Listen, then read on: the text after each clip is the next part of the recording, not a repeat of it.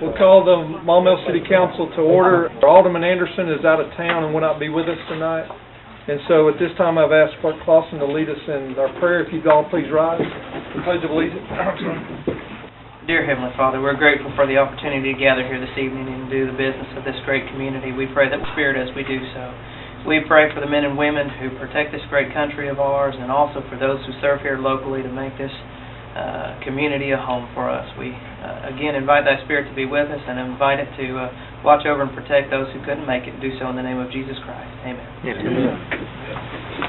Pledge allegiance to the flag of the United States of America and to the republic for which it stands, one nation, under God, indivisible, with liberty and justice for all.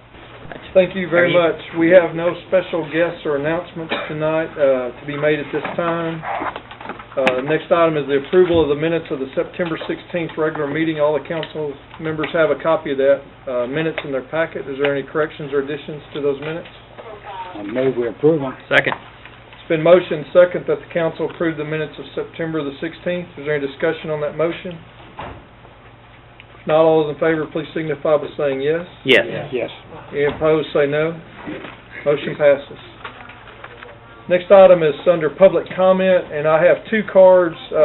One of them is on the agenda item, but because of in deference to their time and everything and the length of the agenda, we may be here for a long time, so I'm going to allow them, if they want to make any public comments now, even if it's on agenda items, and they're welcome to stay to listen to that agenda item, but just try to give them the opportunity to leave if they so choose. The first card I have is from Mr. Jim Moreno. Please state your name and address for the record, please. Jim Moreno, number 7 Southland Avenue. A few weeks ago, I asked the mayor what his biggest problem was, and he said traffic. So I went out and tried to see if I could come up with something to help traffic. The idea I came up with is to put lights on the freeway on the north side of the bridge from Maumelle. Now, this sounds strange, but large cities do this all over the world, to where the lights would go red, green, and there'd be a light on the on-ramp from Maumelle going north across the bridge. And if you time that with cars getting off the freeway in Little Rock, traffic would move a whole lot smoother. And that's the best solution I could come up with. An idea. Think about it. Something. Okay. Yeah. Thank you. Thank you.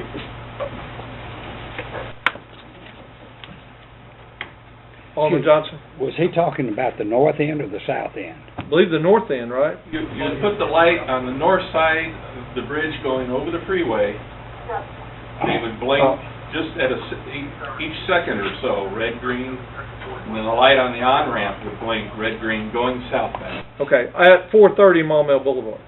Yes. Okay. Okay. All right. Okay. Thank you. The other comment card I have is from Mr. William Page. Steve Page, 12 Masters Place Drive, Maumelle. As I noted, I've noticed that we're going to be addressing the Maumelle water Lake Willastein issue with the golf courses. In discussion with the mayor beforehand, he stated that it'd be probably easiest and best if I made my comments now, and you'll be discussing it somewhat later. My main concern was I wanted to put before the members of the council some facts that are counter to other facts that I know are being presented to you, or at least proposed facts at any rate. So I thought what I would do is provide a written copy of my comments for you to use in any deliberation you've had from here on out. And then if necessary, Mr. Mayor, for me to speak to comments, I will do so. Yes. As mentioned, the discussion about the water situation with the country clubs of Arkansas and Maumelle Country Club up for discussion again this year, apparently. And I had put together some facts last year, but did not find it necessary to bring them to the council. I do now. So with your permission now, I'll address those written documents. I've always been a very principle-oriented individual when it comes to problem solving. Decisions based on facts and practical matters of principle will invariably lead one to the correct decision or a satisfactory solution to the problem. However, conclusions based on principles and facts are often significantly different than popular opinion, which are frequently based on emotion and incorrect information. This, of course, leaves the political leaders in quite a quandary that other non-political leaders do not have to deal with. So I have empathy for your job. This council has got to deal with the issues, I understand that, but those problems notwithstanding, allow me to establish a few facts and principles that I believe should guide your conclusion on decisions of this matter. On average, Maumelle Country Club, we'll refer to it as MCC, provides the city of Maumelle approximately $22,600 in sales tax revenues per year. Cannot speak for the Country Club of Arkansas, who also benefit from this agreement, but their paid taxes must be somewhere in that range as well. Fact number 2. After considerable thought and evaluation, I've concluded that the only service the city of Maumelle provides to the Maumelle Country Club is police and fire protection, neither of which have ever been exercised to any measurable degree. None of the MCC equipment ever uses public roads and streets. MCC uses a private contractor for trash disposal, and MCC never uses public facilities such as the community center, etc. The MCC membership use some or all of those facilities, but they do so as private citizens and pay their own individual fair share of taxes to the city for that pleasure. Fact number 3, virtually all golf courses everywhere use untreated water drawn from their own ponds and wells. As a result, the water system for the Maumelle golf courses do not have physical access to the public treated water system of Maumelle. Fact number 4, no one knows how many times the agreement in question has been used before 2000. The original agreement being drawn up and signed in 1991. But as a member of the Board of Directors and President of Maumelle Country Club from 2000 to 2003, and a very interested, observant member since then, I can recall 5 times, maybe 6, that the MCC has had to exercise their agreement in the last 13 years. Now that's for Maumelle Country Club. As an example, we used no water this year. The other country club didn't have a need for it. Let me underline the had to part, because MCC has only used their agreement as a last resort during extreme drought to save their putting greens and critically weak areas on the fairways. Fact number 5. I guess we could study on how much reciprocity the local country clubs should provide for the city for the very limited use of this agreement. But I would conclude that the taxes rendered, which are approximately $300,000 for Maumelle Country Club alone in the past 13 years, measured against the services demanded from the city of Maumelle by the Maumelle Country Club, that money should strongly be considered. If we could now, can we look at the principles of logic on this matter? What are the potential adverse consequences of this long-standing agreement not being continued, ending it? First and foremost, one or both of the country clubs losing their putting greens. Without sufficient water, golf greens grasses do not go dormant, they go dead. History has told us that when a country club loses their greens, there is an immediate loss of a significant number of the membership, understandably so, which can easily spiral out of control, very quickly resulting in the financial failure and closure of the entire operation. MCC has come to the uncomfortable brink of this abyss a couple of times in the past 10 years, and it is a very unpleasant experience. You can be assured that an outcome such as this, financial failure of one of the clubs, or both, will cost the city of Maumelle far more than just the loss of tax revenues. For one, the loss of property values around the courses would be absolutely dramatic, to say the least. In contrast, what does the city gain from the option of disposing of or severely altering our existing agreement? On very limited occasions, a few more inches of lake water that is not available for any other users but the fish and geese. Name somebody else that can use that water. To my knowledge, nobody. Now, what are the potential adverse consequences for the community if the current agreement were to continue as it has for the past 20 years? First, once again, on very rare occasions, the loss of 6 to 8 inches of water in the lake. Note that the lake is always down 8+ inches when the emergency occurs because of the drought situation. So the golf courses never get 18 inches of water out of the lake. There's no known indication that the trees and vegetation surrounding the lake are affected by this lower level. But until proven otherwise, we can consider the potential being there. However, intuition tells me that lakes do not leach much water into the surrounding soil, or they would not be a lake for very long. There's absolutely no indication that the fauna, the fish, geese, etc., in the lake is affected in any manner. In the past, fishing has remained good, and no fish kill-off has ever occurred. As stated before, the flora around the lake is affected by a slightly lower level, maybe so, but I'm at a loss to determine to what adverse degree. My personal observation in the past has been that after exercising the agreement, the overall beauty of the lake does not measurably change to the casual observer.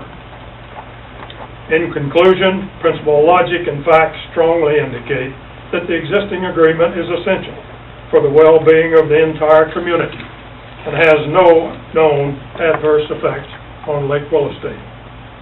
Therefore, the existing agreement should not be modified whatsoever, and the agreement should stand as is.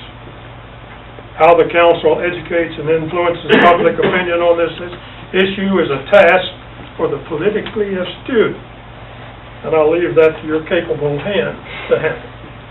But I strongly recommend that we not try to fix something that's not broken. One little closing sentence and we're out of here. To the contrary, I would maintain that ending this agreement will surely result in catastrophe for one or both of the golf courses sometime in the foreseeable future. Understand that I'm not speaking for Country Club of Arkansas or Maumelle Country Club. I'm not an official with them anymore. But I do have considerable experience with this problem, being a past president, and of course I am a resident of Maumelle and speaking for the good of the city. Mr. Mayor, I thank you for your time. Thank you, Mr. Page. I think that you included that. Well, The water agreement, did you mean for that to be as part of No, that? I did not. Okay. I mean, you've got the... I've got it, yes, sir. Did you have a Any question? questions? Alderman Mosley? Yeah, I've got a question. Yes, sir. Mr. Page, now this is, I'm going to look into this for a while. I don't know if you saw a memo I wrote to the city council, but I wanted to try to get this addressed maybe at this meeting, but it's a pretty big issue to get your hands around. I wanted to talk to the group known as the Friends of Lake Willastein first and kind of see what their take Sure. was. And they asked me to wait until about January to really try to bring something forward. So I'm going to be trying to gather a lot of information, and I'd appreciate it if you could tell me who I should be visiting with the country club perhaps on this issue, just to make sure I follow. Well, anytime, of course, also you should talk with the board of the country club, because they're the ones who, the official representative. Would it be Gib Carpenter? Is he still? Gib is a member as I am. He's same. He's not on the board? He's not on the board any Okay. longer. Our president is with us tonight. Steve Hillis is our president, and of course, what do we have, nine board members, 8+ you. Correct. So So I'd be interested in entering the conversation anytime you want to. And I just wanted to make sure, since I know papers are coming with issues and facts, I wanted it to be a balanced presentation that you started looking at. I wanted to offer these comments in that regard. Thank you very much, Mr. Page. Thank you, Mr. Mayor. Thank you, sir. Mayor Watson, Yes. could I add something to what Mr. Page? Yes, sir. Yes, sir. Okay. I'm Steve Hillis. I live at number 6 St. Thomas Court. I'm the current member of Maumelle Country Club. I understand I came to the council meeting last year when water rationing was an issue, and this was kind of on the front end. So I'm going to kind of make this shorter than what I had planned, and I'm going to get straight to the chase. I will be happy to entertain any of the council, people on the council, the mayor, to discuss this subject at the country club. I'll be able to share any kind of financial information that you feel that you should have to hopefully give you the insight or the information that you need.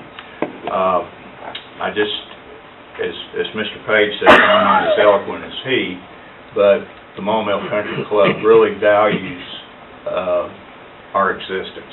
It's saying we feel that we're a partner with the city of Maumelle. And so anything that we can do to help to kind of get to this resolution and keep us status quo, we're available. Thank you. Thank you, Mr. Hillis. Alderman Lewis? Question for Mr. Hillis. Okay.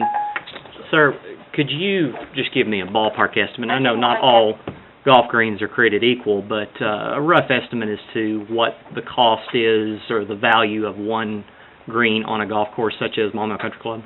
Well, I can tell you what it was in 2008. It was roughly $150,000 for 18 greens. Okay. And as a matter of fact, in 2008, we lost our greens, not because of a water shortage, but we had to change the contour and the texture of our grass. And our membership at that time was 186, and after we lost the greens overnight, it went to 145. I know that many of those folks that left Maumelle, the country club, they still lived in the area, and they went across the street to play, and some of them returned and everything. But as Mr. Page said, I think if the situation had been just a little bit different and we were trying to preserve our current green structure, and we would not have the ability to continue, with any water when it's available out of Lake Willastein, it would have been catastrophic. Possibly the closure of the country club. I know there's a perception that we're exclusive, or we are private, but we aren't exclusive. Anybody can come and apply, and again, it's we have a very viable product to offer the city. I think, Mr. Hillis, you sort of outlined there is a very dangerous risk here, and this is what concerns me. I mean, we can look at this all we want, but the bottom line is that for the small sum of perhaps garnering a few dollars, since I think we're playing voodoo economics, and we're grabbing both country clubs and ostensibly trying to push pins into them to see where they bleed.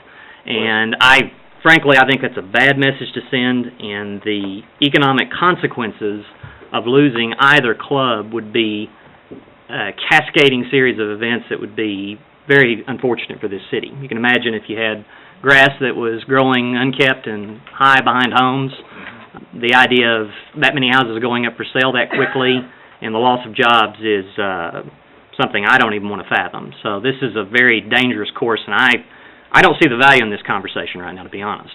Well, I think the perfect example is up the road, 45 miles, when you look at Greystone. Yes, sir. And what the property values, what happened to Greystone when they closed during that, during that short period.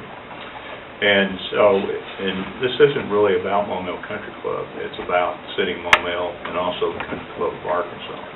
And I firmly believe, as you pointed out, that what Maumelle Country Club does, it provides an advantage, a different level of ownership, and also does away with the perception outside our community we're not an industrial community. We're a community with amenities that other areas can't offer their businesses and industry.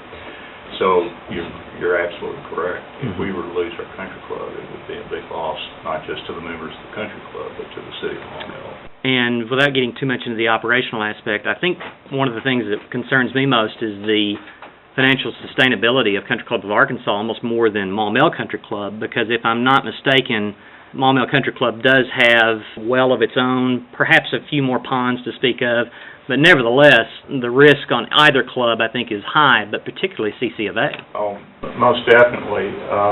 We do have our own wells, and we do fill our irrigation ponds. And I think since 2006, we've had to siphon water off of Lake Willastein twice, and the last time was 2010. And so, but you're right, Country Club of Arkansas is probably more dependent, but we do have a supply of water, and I don't know, I understand what the relationship is, but you know, it's like last year when the water shortage was going on, and the Maumelle Water Management was talking about the new well. Well, we allowed them to come in and drill a new well on our property, and the total cost that we passed off to the Maumelle Water Management was $10.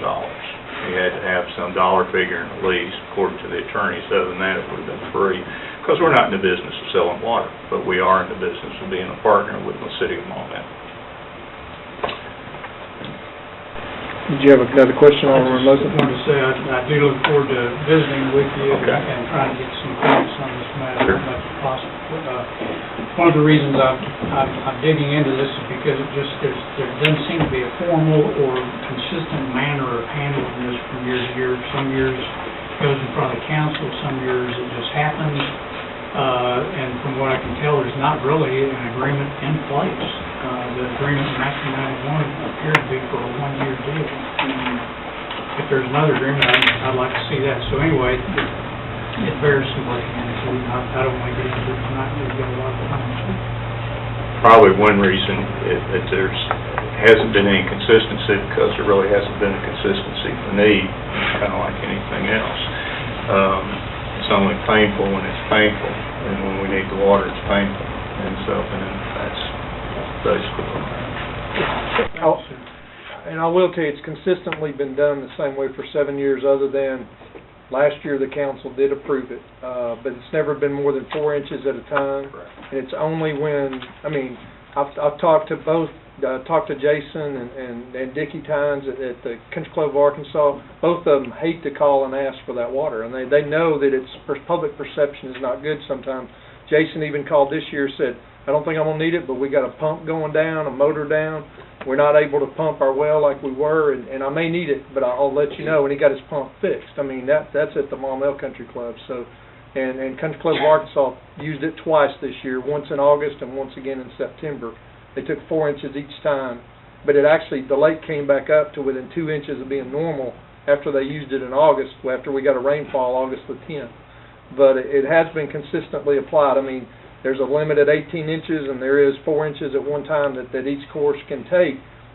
And we even worked out a deal in 2010 when we were experiencing a drought that we only had 7 inches of water left to get to the 18-inch mark, so the two country clubs split it, basically. They took 3.5 each. I mean, one didn't take 5. I didn't want to give one 4, and the next guy got 2. So, I mean, we've consistently tried to be fair to both clubs also.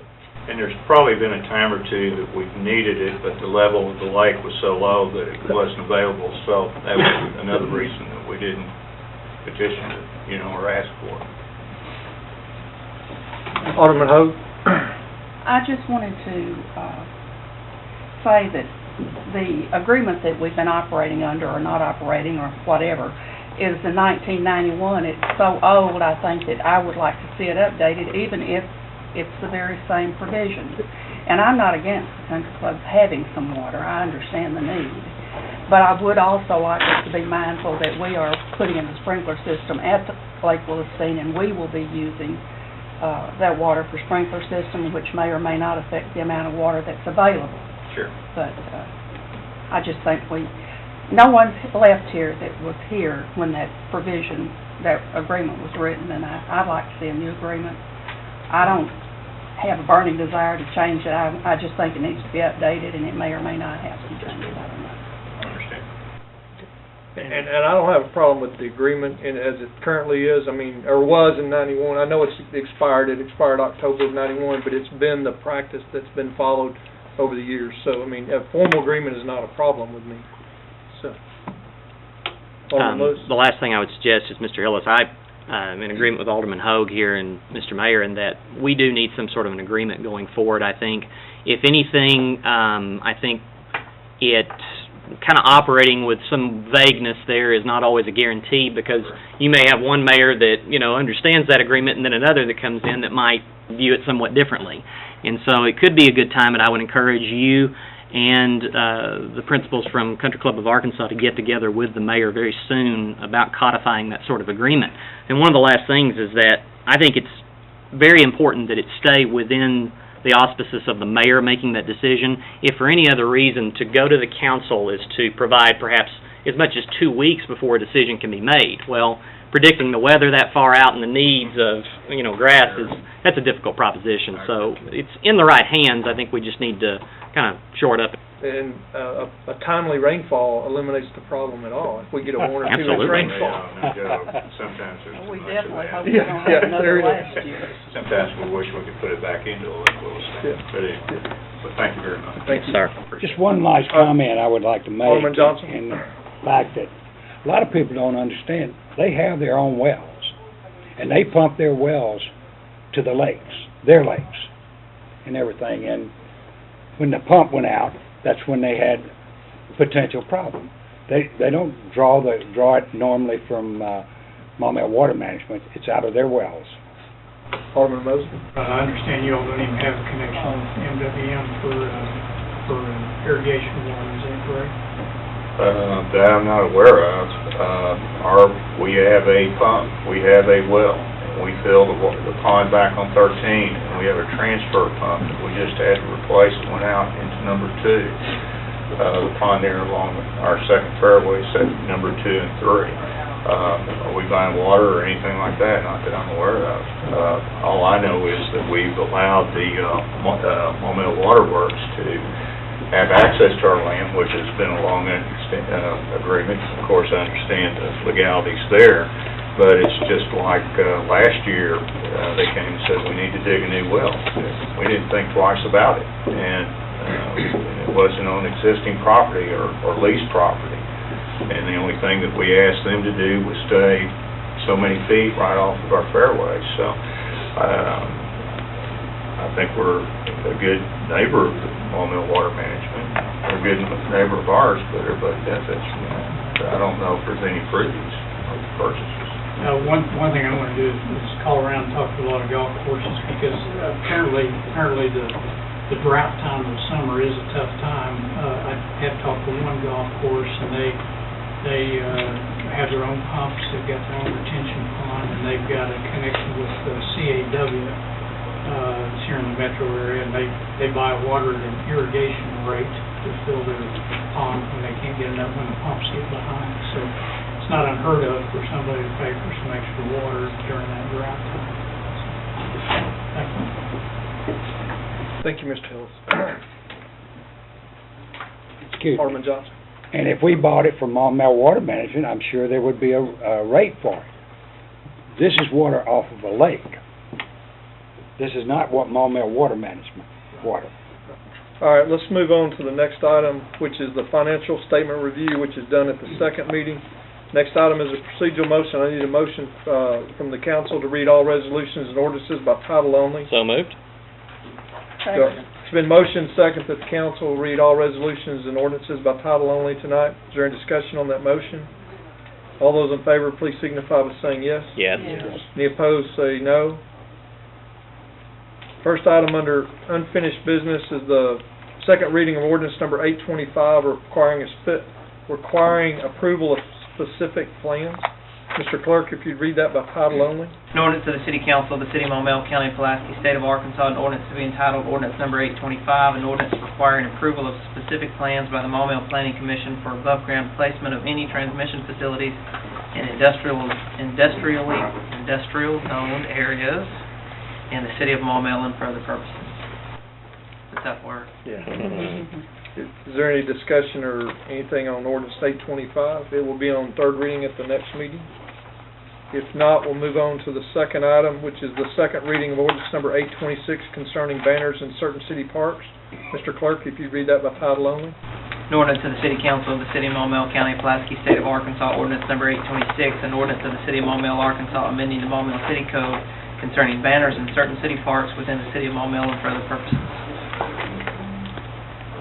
Mr. Madam Mayor, City Attorney. Yes, if I may, there was a question at the last council meeting about could there be a restriction within this to restrict the signs from bearing references to alcoholic beverages and those type of products. And I did some research to see if there was a distinction, and the reality is just it goes back to what we talked about at the last council meeting. A content-based restriction is a content-based restriction, and if there is a content-based restriction, regardless of what it's for, it's going to be viewed under what the courts call a strict scrutiny test, meaning it's a much harder test for it to pass.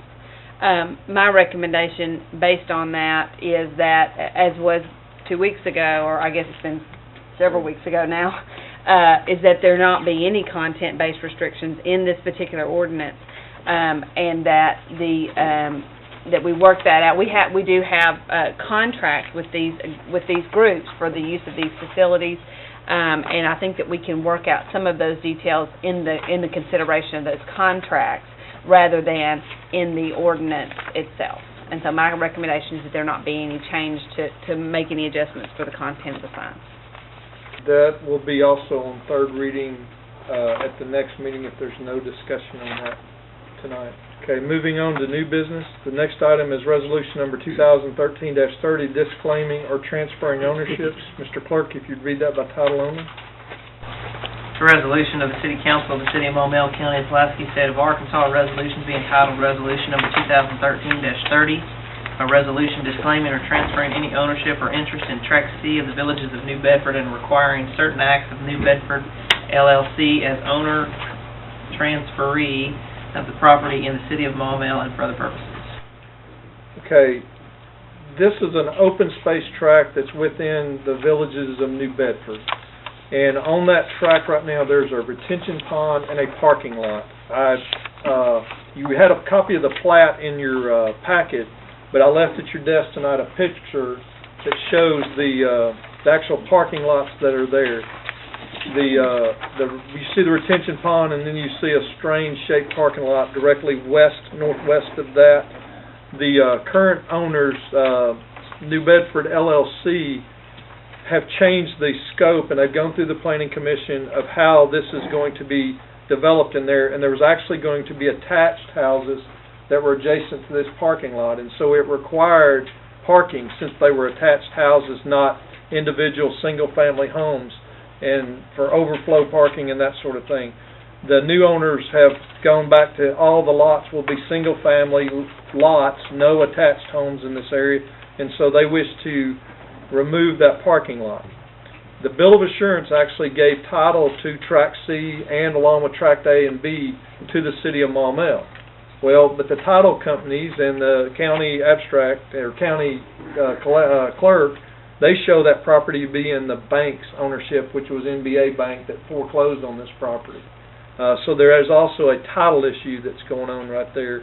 And our city attorney and Mr. Don Elbert, I believe is his name, is the attorney that represents New Bedford. They have come up with this to be a solution so that the owners, the current owners of the rest of Village of New Bedford, if they're given title to Tract C, they will go in and remove the parking lot, and they will put trees and greenery and grass in that area so that it actually becomes an open space tract that would not have parking in it. And it would be our recommendation that we give Tract C back to the ownership. It will have to remain open space because that's part of their percentage of open space for the subdivision requirements, but the ownership would transfer from, well, it's really not even, it wouldn't even transfer ownership. We don't technically have ownership if you check the title work. But there was This is really to clarify that issue. I mean, it's a cloud on the title.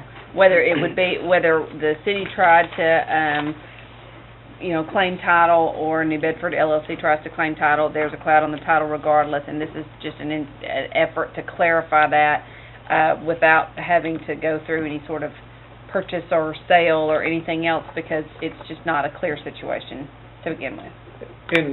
And in that process, New Bedford LLC will attempt to help us resolve the issue with Tract A and B, which A and B we currently have some walkways on that are the city's walkways. We have an easement over them, but we ran into that issue once before, is that we needed an easement because we were technically on the land, but it was tied up in a bankruptcy at the time.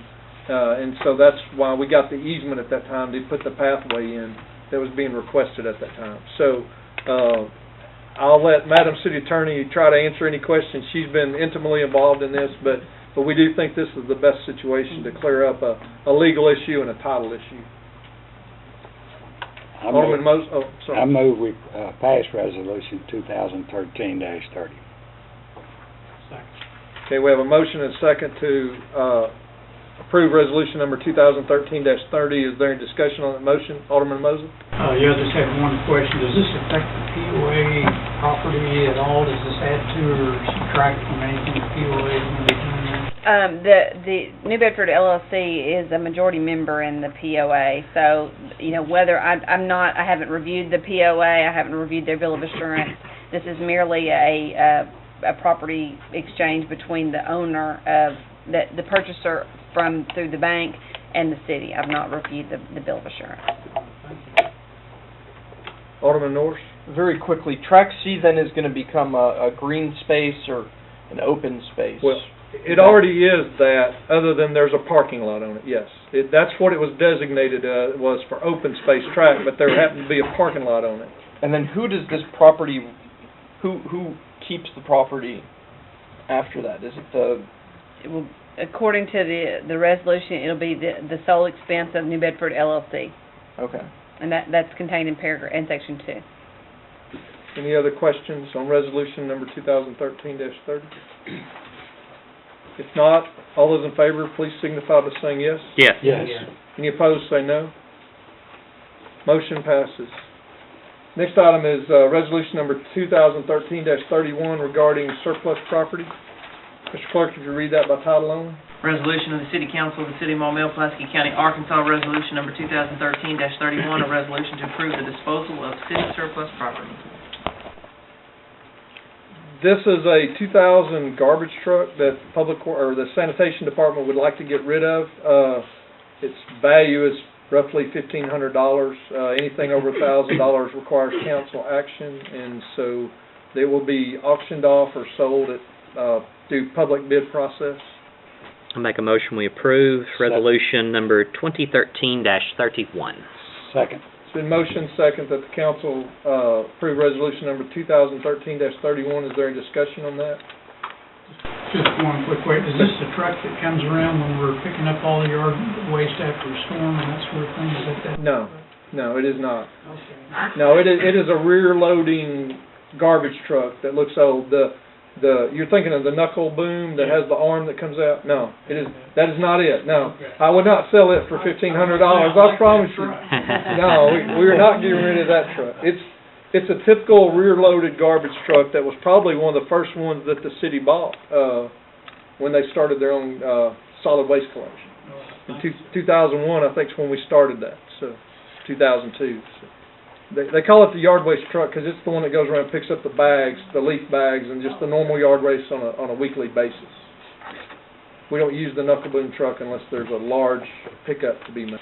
Any other questions? If not, all those in favor of approving resolution of 2013-31 signify by saying yes. Yes. Any opposed, say no. Motion passes. Next item is resolution number 2012-32, certifying rate of taxation for 2013. Mr. Clerk, if you read that by title only. Resolution number 2013-32, a resolution certifying to the Pulaski County, Arkansas County Clerk the rates of taxation to be levied by the City of Maumelle on taxable real and personal property within the City of Maumelle, Arkansas for the tax year 2013 and for other purposes. This is a standard resolution we have to do every year before the end of October. Actually, it's October the 28th that the county has requested this by. Make a motion, we approve resolution number 2013-32. Second it. It's been motion and second to approve resolution number 2013-32. Is there discussion on that motion? Alderman Mosley? Yes, item D, do we have that date in there correctly, November 16th? Is that not the 6.6 we just approved this last time? That is it, but it's actually been a continuation since that date. I mean, we can change the date, but that's when it's been in effect since that date. Now, there was a re-election on it last year, and it continued. Oh, okay, I thought that ended and this one began, but however's proper in your mind is fine. It doesn't matter. I mean, we can change it to the last election date, which would have been October of last year. Yeah. I can look at that. Okay. See what. Whatever you want to do. Okay. Might need to look at the language of the way that we did it. I don't. Because it had actually been voted on again in 2004. They voted on it in 2004 to keep extending it, and then they did it again, or we did it again in 2012 also. I mean, maybe we can put those subsequent dates, maybe the way to do it. Yeah, okay, all right. Have a motion and a second. All those in favor of approving resolution number 2013-32 signify by saying yes. Yes. Any opposed, say no. Motion passes. Next item is resolution number 2013-33, amending the 2013 sanitation fund budget. Mr. Clerk, if you read that by title only. Resolution of the City Council of the City of Maumelle, Pulaski County, Arkansas, resolution number 2013-33, a resolution to amend the 2013 sanitation fund budget. This is to purchase a new sanitation truck. The 2012 budget actually appropriated $173,000, and it also showed that there was $77,000 in escrow to do it. This process is to move the $77,000 to go along with the $173,000 to allow the purchase of a side-loaded sanitation truck. Alderman Mosley? Is this going to be like the automated one we've got now? It is, yes. All right. Should we be buying that now? Are we considering an outside proposal or something? Or Not for sanitation, we're not. Okay, we're not going to consider that at all, right? I don't think so. No, sir.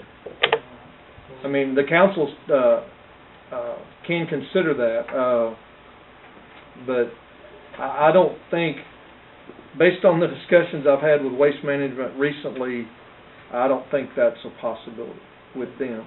Doesn't look likely. No. All right. Make a motion, we approve resolution number 2013-33. Second. It's been motion and second that the council approve resolution number 2013-33.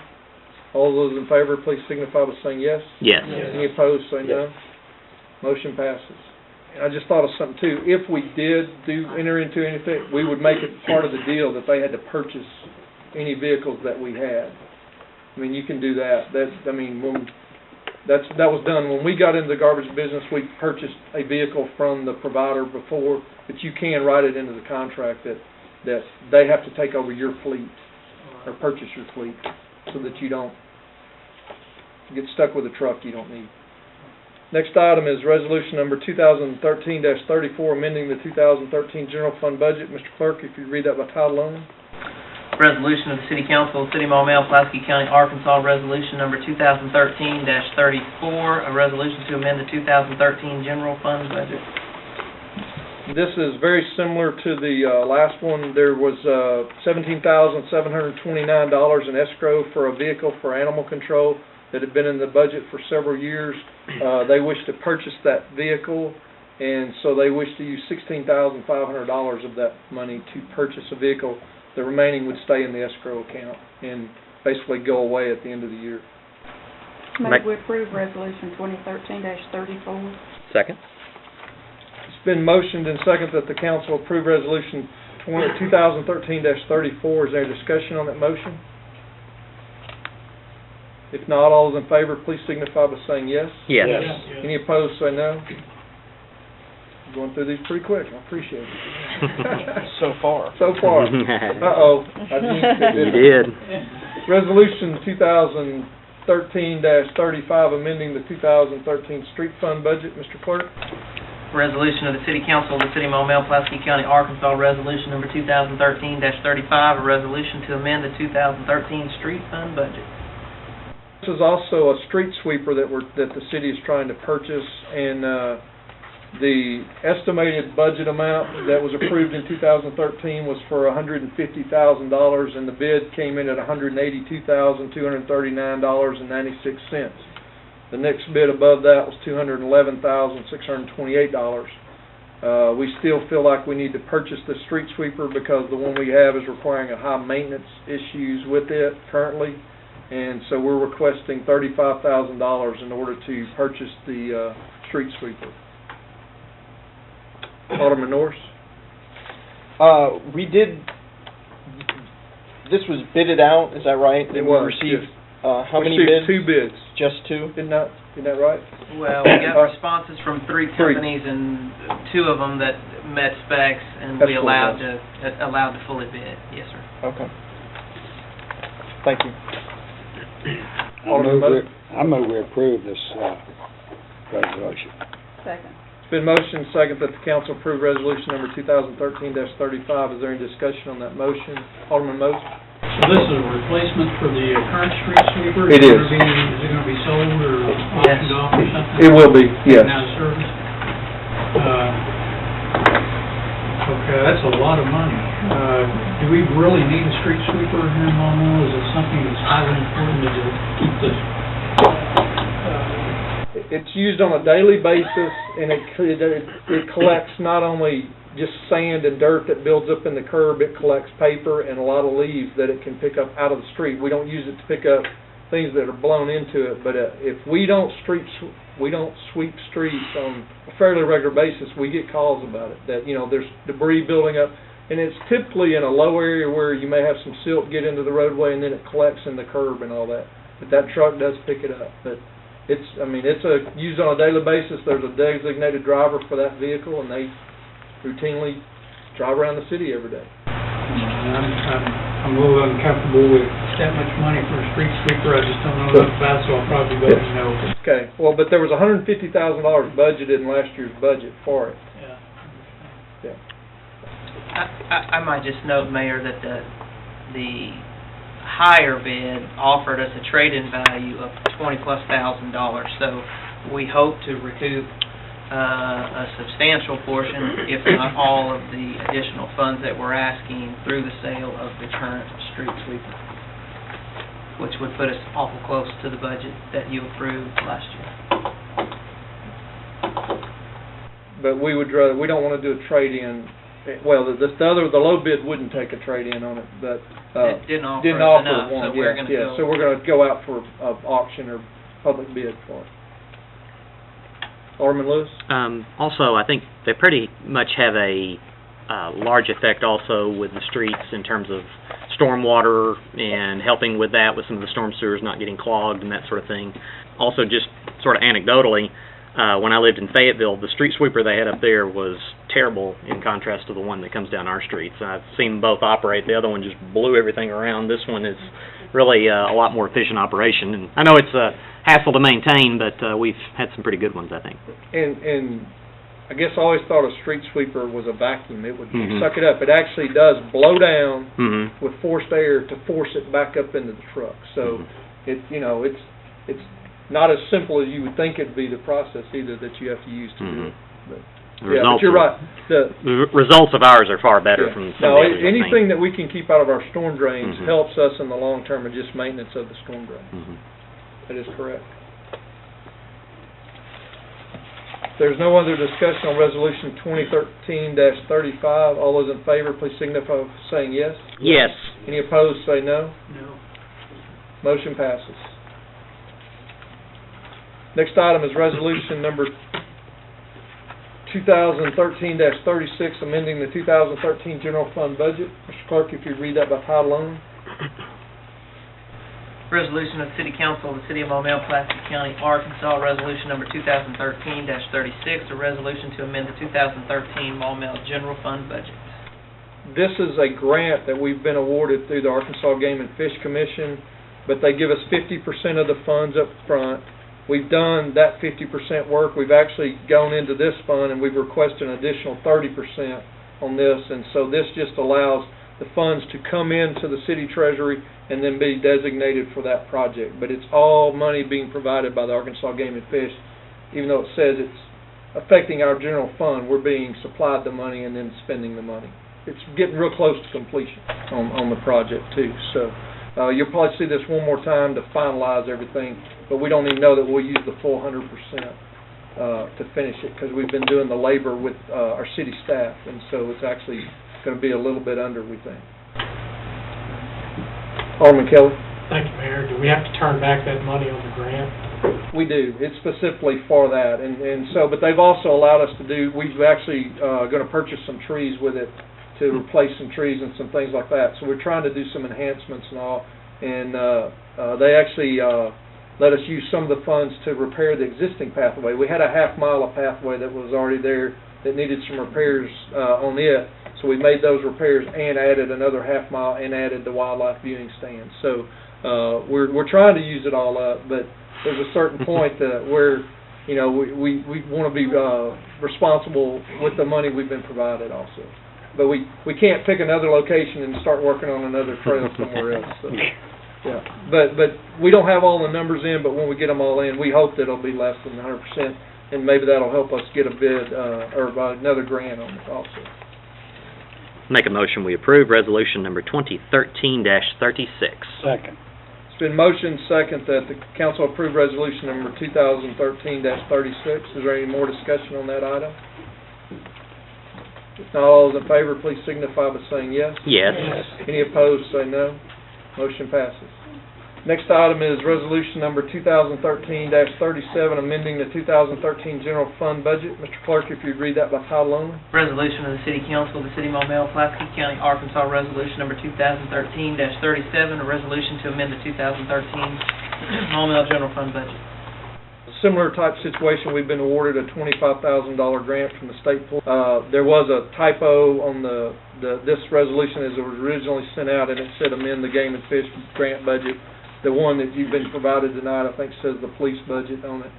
So, but it's a similar type situation where we're receiving $25,000 from state police to use in their STEP program and our STEP program.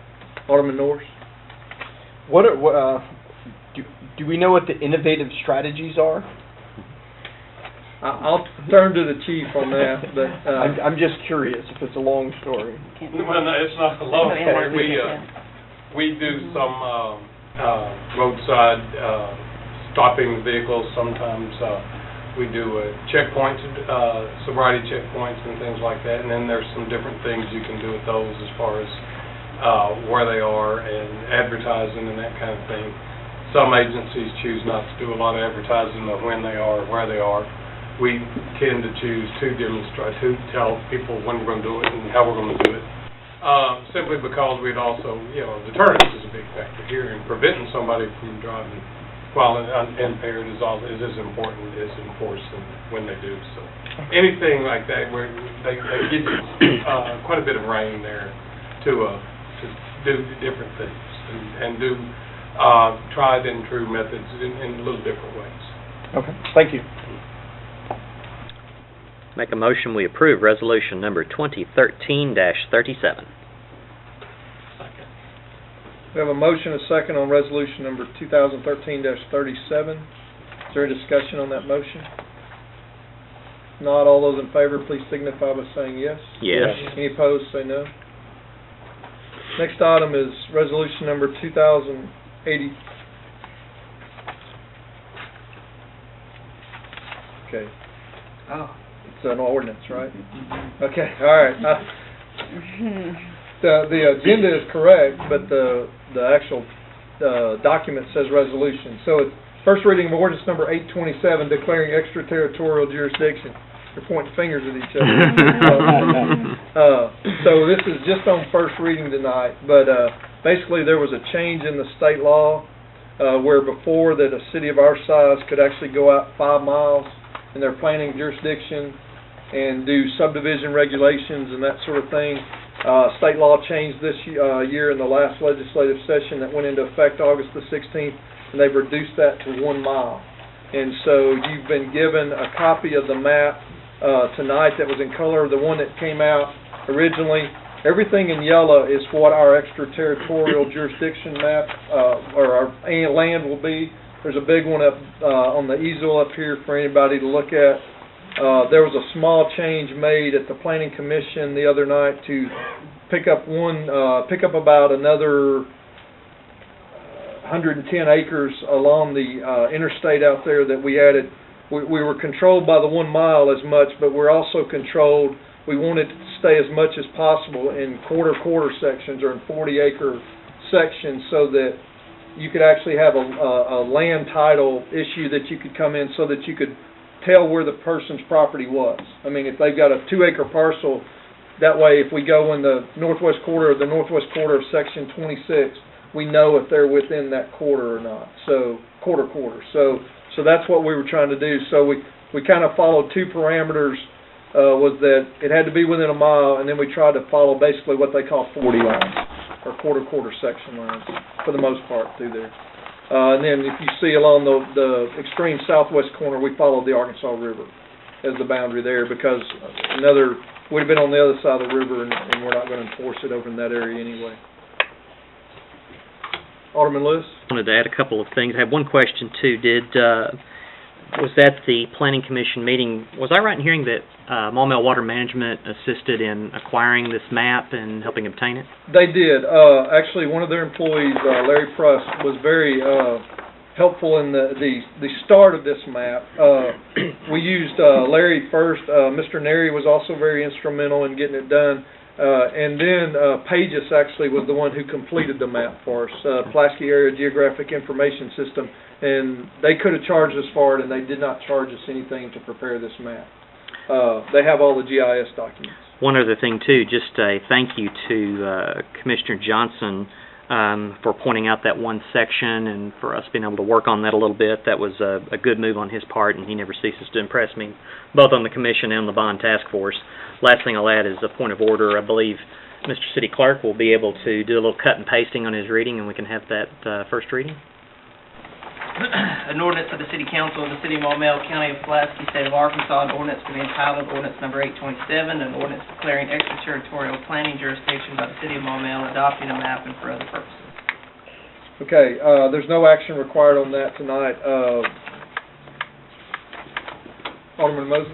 Yeah, I just have one question. When, like we've got the city of North Little Rock very close to us down there, do they have a claim to jurisdiction over some of the area that we claim also, since they're within a mile of some of that? Well, they do, but they've already adopted their extraterritorial, and so basically, the rule is when you're within a mile, within the limited space you're allowed, whether it was 5 miles, 3 miles, or 1 mile, you're supposed to work it out by agreement with the adjoining city.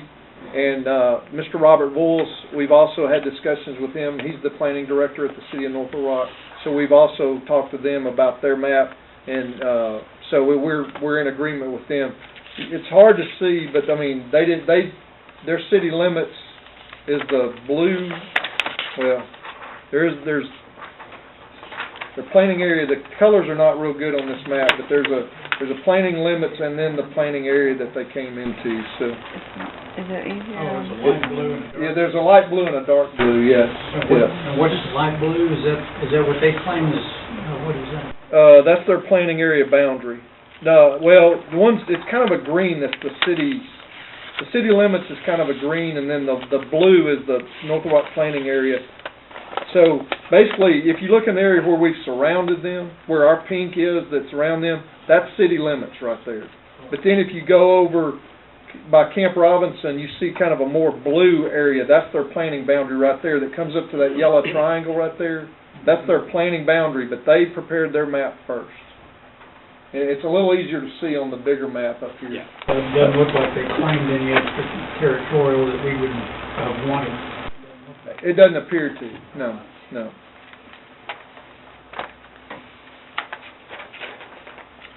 Alderman Norris? Did, we have extraterritorial jurisdiction previously? We did, Uh, and we've reduced it yeah. in areas. Well, It's- except that it wasn't, the map wasn't updated regularly, so while it would have been 5 miles, we haven't adopted a map since 1994, I believe. So, you know, it was not reflective of the true 5 miles from the city limits. But it did go out to Polarum Creek on the west, is where it used to go out to. It will not go out that far anymore. I'd be curious to see that map at some point, just. Okay, we can, in fact, yeah, I know somebody that has one, so, yeah. Yeah, so, yeah, but we can show you the comparison, and, this is on first reading, and it is an ordinance, so we can have it at the next meeting for you. There's no other discussion on the ordinance number 827. We'll move on to the next item, which is the first reading of ordinance number 828, waiving competitive bidding process. Mr. Clark, if you'd read that by title only. Being enacted by the City Council of the City of Maumelle, County of Pulaski, State of Arkansas, an ordinance to be entitled Ordinance Number 828, an ordinance declaring exceptional circumstances, making a competitive bidding procedural not feasible or practical, authorizing the mayor to negotiate and execute a contract on behalf of the city and for other purposes. This ordinance would allow the city to purchase a warning siren. You have a memorandum from Chief Glenn, and he is here tonight to answer any questions on that. Alderman Lewis? This could be to either you or Chief Glenn, Mr. Mayor. Or is there any need or opinion that we should consider this on an emergency basis? No. Thank you, sir. Alderman Mosley? What is the cost? We came in at 20, we would have had a purchase order in front of me, we can give you it right down to the penny. We're about 27,000. So the threshold for the bidding requirement, if I'm correct, is 20,000. The siren company that has all of our sirens here in town is the Whaling Corporation. The contractor that has the territory is a company called Safety Com. They have the state of Arkansas. And it's not the appropriation of the funds while we're at the council that's been budgeted for. It's within the budget. It's the state purchasing law. Alderman Hope? Where is this gonna be placed? This one is tentatively targeted for Country Club of Arkansas out by the ball fields. Just wanted to know if I was gonna be getting any complaints. I'll call you first. Where's that? No, we have one in your neighborhood already that But we did move that it. goes off. Yes, we did. It took a while, but we got it.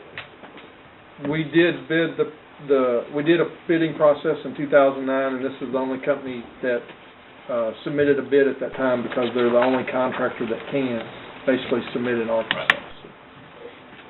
When we did two back in 2009.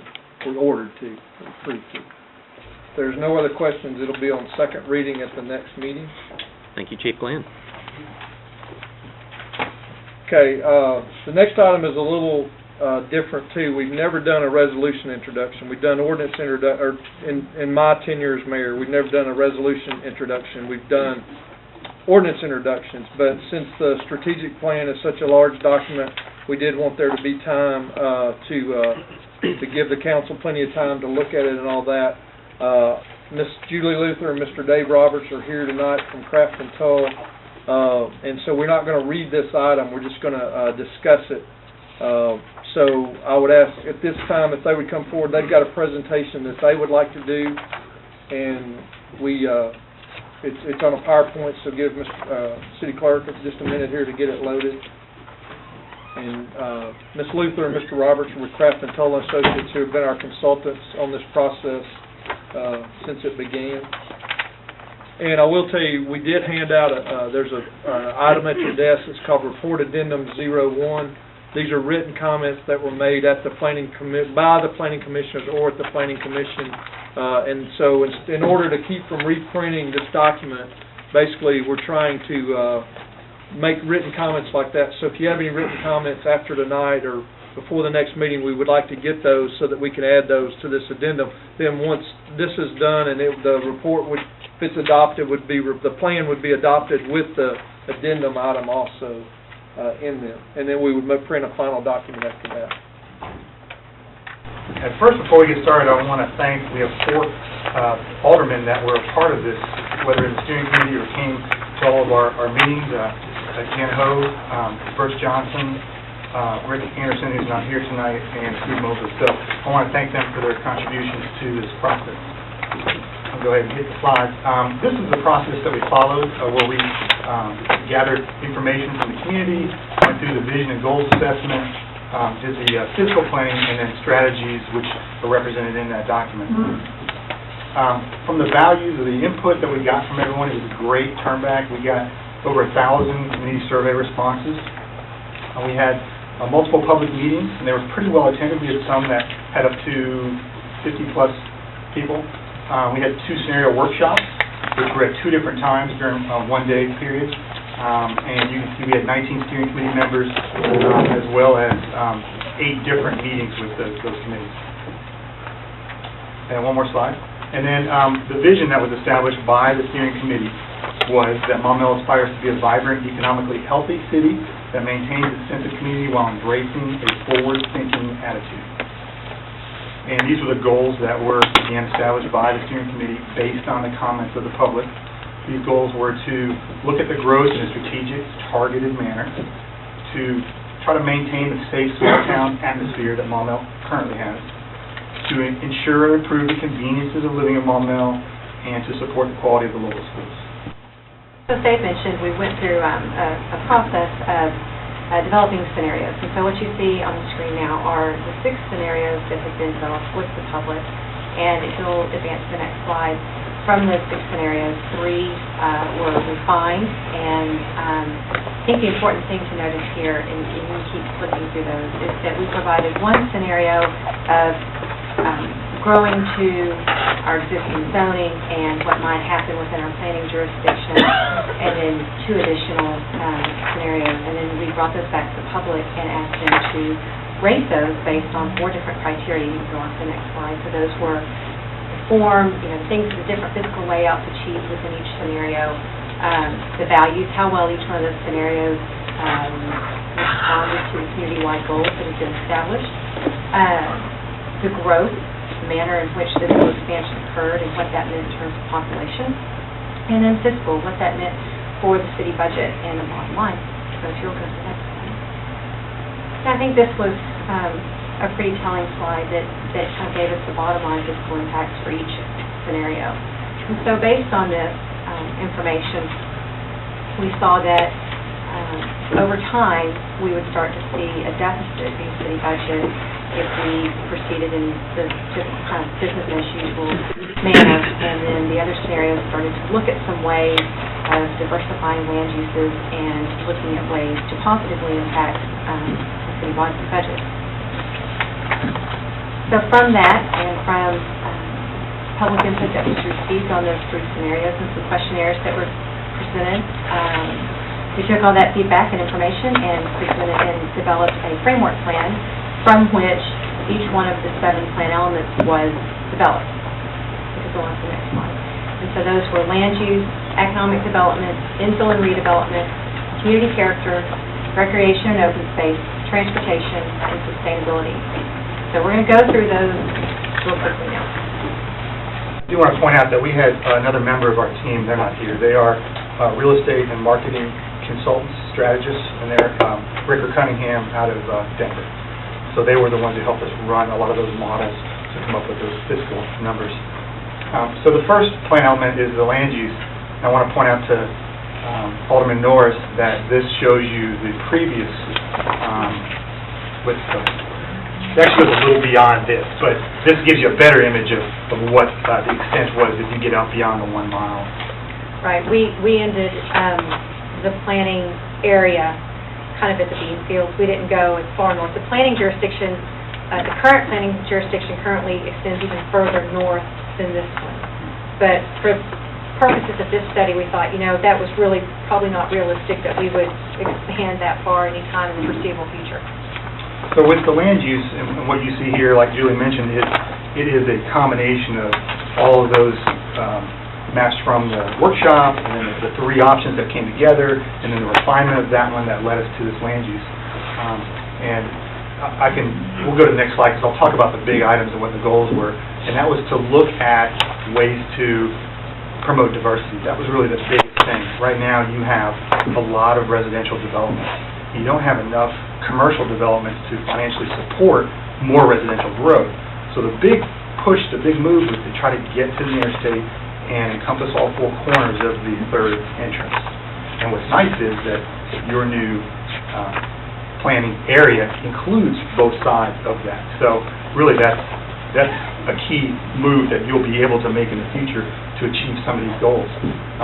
And then we were encouraging or hearing from the community that they like the idea of encouraging some mixed-use development in appropriate areas. And figure out ways that we could consider strategic growth in a couple of different types of planning horizons. And this shows you those two planning horizons.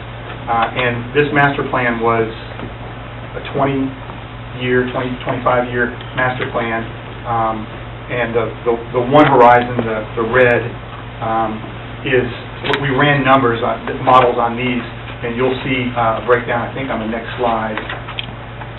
Nope. Okay. So the big idea. Well, that's okay. We'll go to the next slide. And I'll tell you the big ideas are to, even if you're going to look at offering more residential, even though we need to try to get that balance, we don't have a balance here right now. Look at a variety of housing types. If you think about someone who lives in this community with a family, they fit very well. As they start to get older, there may be a challenge to age in place. There might not be some residential developments that work well with different, maybe older age groups. And so we wanted to make sure that those varieties of opportunities were there for those residential developments, as well as the mixed-use developments. And, you know, the bottom line here is that, and we're going to get to the traffic in a minute, but so many people live in Maumelle but don't work in Maumelle. And so to have more commercial options and industrial options that maybe provide for more jobs in Maumelle where people don't have to go across the river because there's some employment centers that come into play in some of these new growth areas. And so that's the idea here with the job expansion of job opportunities. So there's that comparison, and on the left is really right now what your existing use is for land use, yellow being residential, the light kind of lime green is your vacant land. And if you were to continue to develop that vacant land just residential, that's where you see that deficit that Julie was showing you before. But as you look at your existing zoning right now, that's your second column, you can see that residential growth would be considerable and very little commercial. If you then go to the future land use within the city limits is the third category, future land use for Horizon 1, and then the Horizon 2 is that final build-out. You see kind of a better mix, especially at that bottom color, which is the mixed-use category.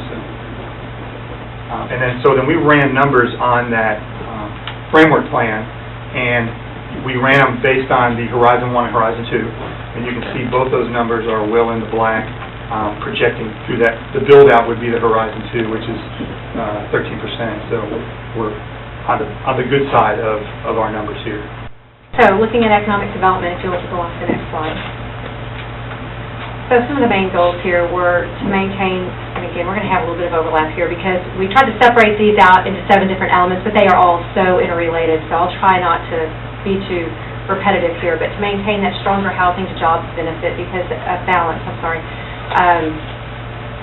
and to improve the area's quality of life. That does a couple of things in terms of helping your tax base as well as hopefully minimizing future transportation impacts, and then being a supportive environment to existing businesses that fit within the vision of Maumelle. Next slide. So I think, you know, what the big takeaway here is to first, don't lose sight of your quality of life goals just for economic development goals, right? So everything that we do in terms of economic development should be reflective of the vision and of the type of quality of life that Maumelle aspires to offer its residents. And then also the focusing the annexation efforts and the planning jurisdiction efforts to include both sides of the third entrance is really key. And so that's a really important step, and so we're very happy to see that that's moving forward. And then soliciting the interest of targeted developers with experience working in infill locations. We'll talk about that a little bit more whenever we get to the infill section. And identifying areas where your industrial base can grow. And again, very important to consider diversification opportunities so that we make sure that we are positioned for different types of residential growth, different types of non-residential growth, so that we're ready, because as we know, types of retail growth change, trends change, and so we want to make sure that we're positioned well to accept those new types of growth. Infill and redevelopment.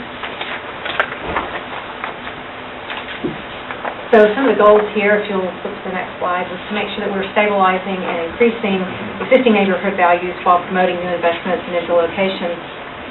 And a really important thing here is that we remember to grow within in strategic locations while we're allowing regional access and visibility. So while we do get excited about the third entrance, when we talk about offering those new opportunities, especially in terms of retail growth, that we don't lose sight of our existing retail businesses and those areas and the importance that we place on maintaining those businesses as well.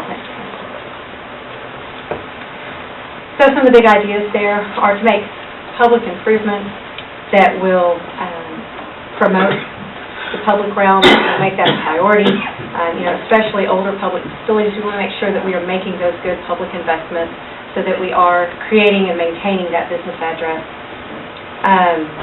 New development types and diversification, again, that's a theme throughout this plan, whether it pertains to housing or non-residential growth. And then creating centers of activity that give the city that business address. Maumelle is known, it already has a reputation in Central Arkansas for high-quality development. We want to make sure that we keep that in mind as we grow and that we don't lose sight of that. Okay, one of the other plan elements is community character. And if you look at the map, you can see your current two interchanges over there on the right. That's kind of the two circles that show on I-40. And then the green asterisks, and there's 1, 2, 3, I think 4 of them, and those represent gateways. And community character is all about the character within your community and how to uphold the quality of character that you have here, but also creating that entry point into your community to say you've arrived.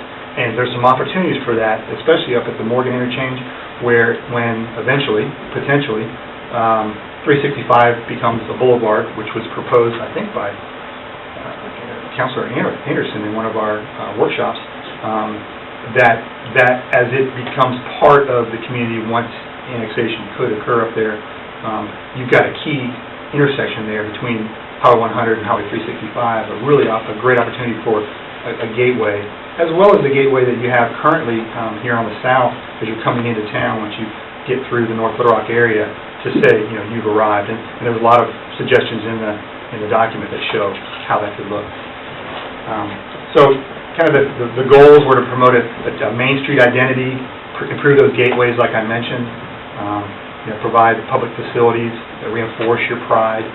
In other words, don't just, if a developer says we want to do this, kind of give in and start to change who you are, really kind of hold to what makes you special and continue that and improve that community character. And some of the big ideas were to kind of reinforce and create a town center. That's really where we are now, from here all the way down to Track D. This area is the town center. And then the 365 Boulevard, like I mentioned, and then the gateways, and adopt design guidelines for this town center area so you can give some good direction to that. Transportation, of course, everyone wanted us to fix any traffic problems that we have. That is not easy, but what we did do first is, if you go to the next slide, so you'll go ahead and hit it probably 5 times or so. You're going to see different trip counts in a one-day period. That's the last one. So you've got on the boulevard, if you go to Centertown where we are now, somewhere around 15,000, and this is within a one-day period. As you come south, it's 21, 33. You start to really pick up some of those North Little Rock apartments, and you get all the way to 45,000 when you hit the interstate. If you were to go north, you see it's 19,000, and then that 69 represents even the Conway traffic. So really, if you live in town here and you're going in the morning or coming home, you've only got 2 options. You're going to go north, you're going to go south. And so if you hit the next slide, what we wanted to talk about, and we have in here, is to really provide options. You want to look at connectors that are north, south, east, west. And that really can happen when you get that third entrance, because then you've got some options. So you don't have to get on the boulevard and sit in traffic maybe at the peak time. Now, the good thing is your community only has traffic issues at certain times. It's not like it's all day, all the time. And so by having some of these other options, by having that third entrance, it's going to alleviate that. And we have some other recommendations for traffic. Next slide. Of course, to continue to explore mitigating that, employ new methods of enhancing the network, and some of that could be with roundabouts or other techniques that we give recommendations for. And then the last two are really your trail network.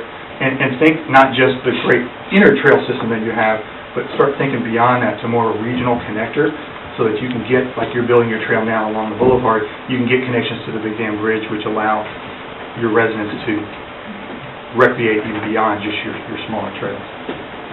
And these big ideas I've already covered. You will need some intersection studies as the enhancements start to come into play, just so you can even add an additional turn lane to some, maybe where the high school dumps onto the boulevard. So there's some suggestions in the manual that direct you toward that. Okay, so open space and recreation. What we wanted to do was give you a quick overview of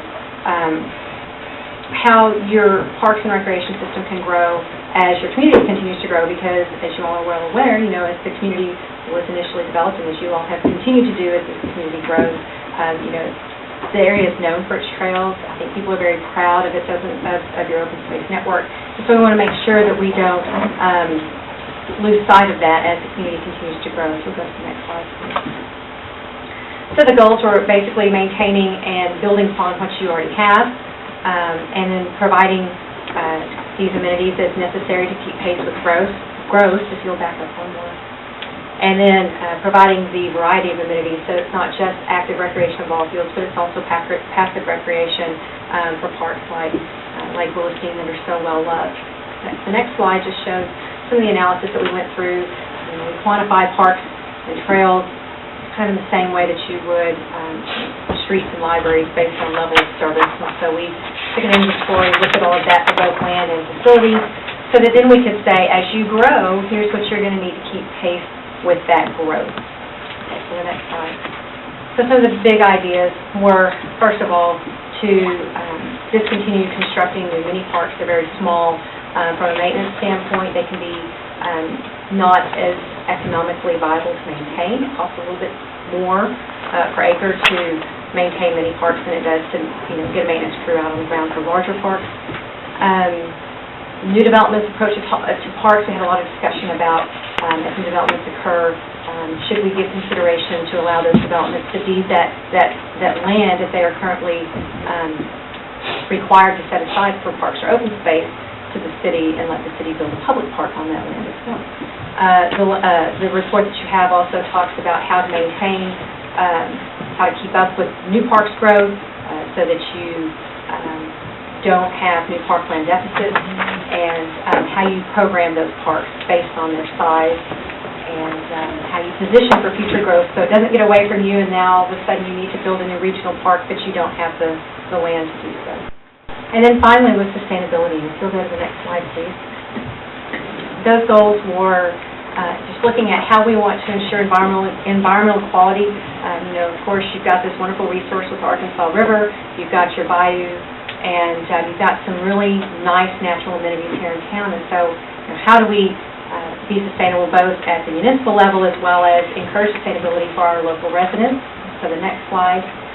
We talk in the report about different things that can happen at the municipal level in terms of designing new facilities in a sustainable manner, as well as incentives and programs for private residents, and also some things about how we look at layout for our open space system and even future developments of neighborhoods that might be done in a more sustainable way. And with that, you've got the really, really quick version of a very long document that sits before you. So we'd be happy to answer any questions. I do want to make one comment before, and that is that the document that you have, it represents about a year and a half's work of your community's work, not just our work. We were just trying to help as a conduit to facilitate it.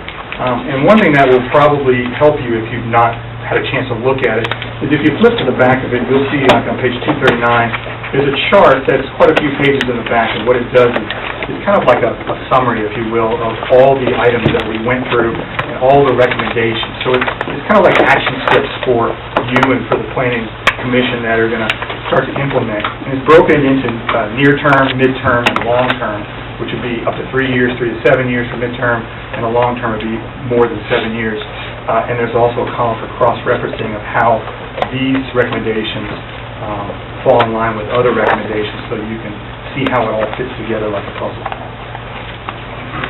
Okay, thank you very much. Very good presentation for putting 260 pages into a 15-minute presentation. Alderman Lewis? Excellent presentation. Thank you, Mr. Roberts and Ms. Luther. We had the benefit of seeing this a couple of times now, and it gained a little bit of clarity each time. One of the things that's best about, I think, this process is that how much community interactiveness there was on this. It's tremendous, and we had a lot of participation, which doesn't surprise me for the folks in Maumelle. A few questions that I had. One thing, just a little bit outside the box, was there ever, in some of your research, a kind of glance at some of the other new town planned communities across the country as kind of a comparison, perhaps, to some of the things and ways in which they have grown? We actually did not Okay, compare the that's fine. town Okay. communities. With the exception of maybe Parks and Rec section, Mhm. we do peer comparisons on that because of levels of use.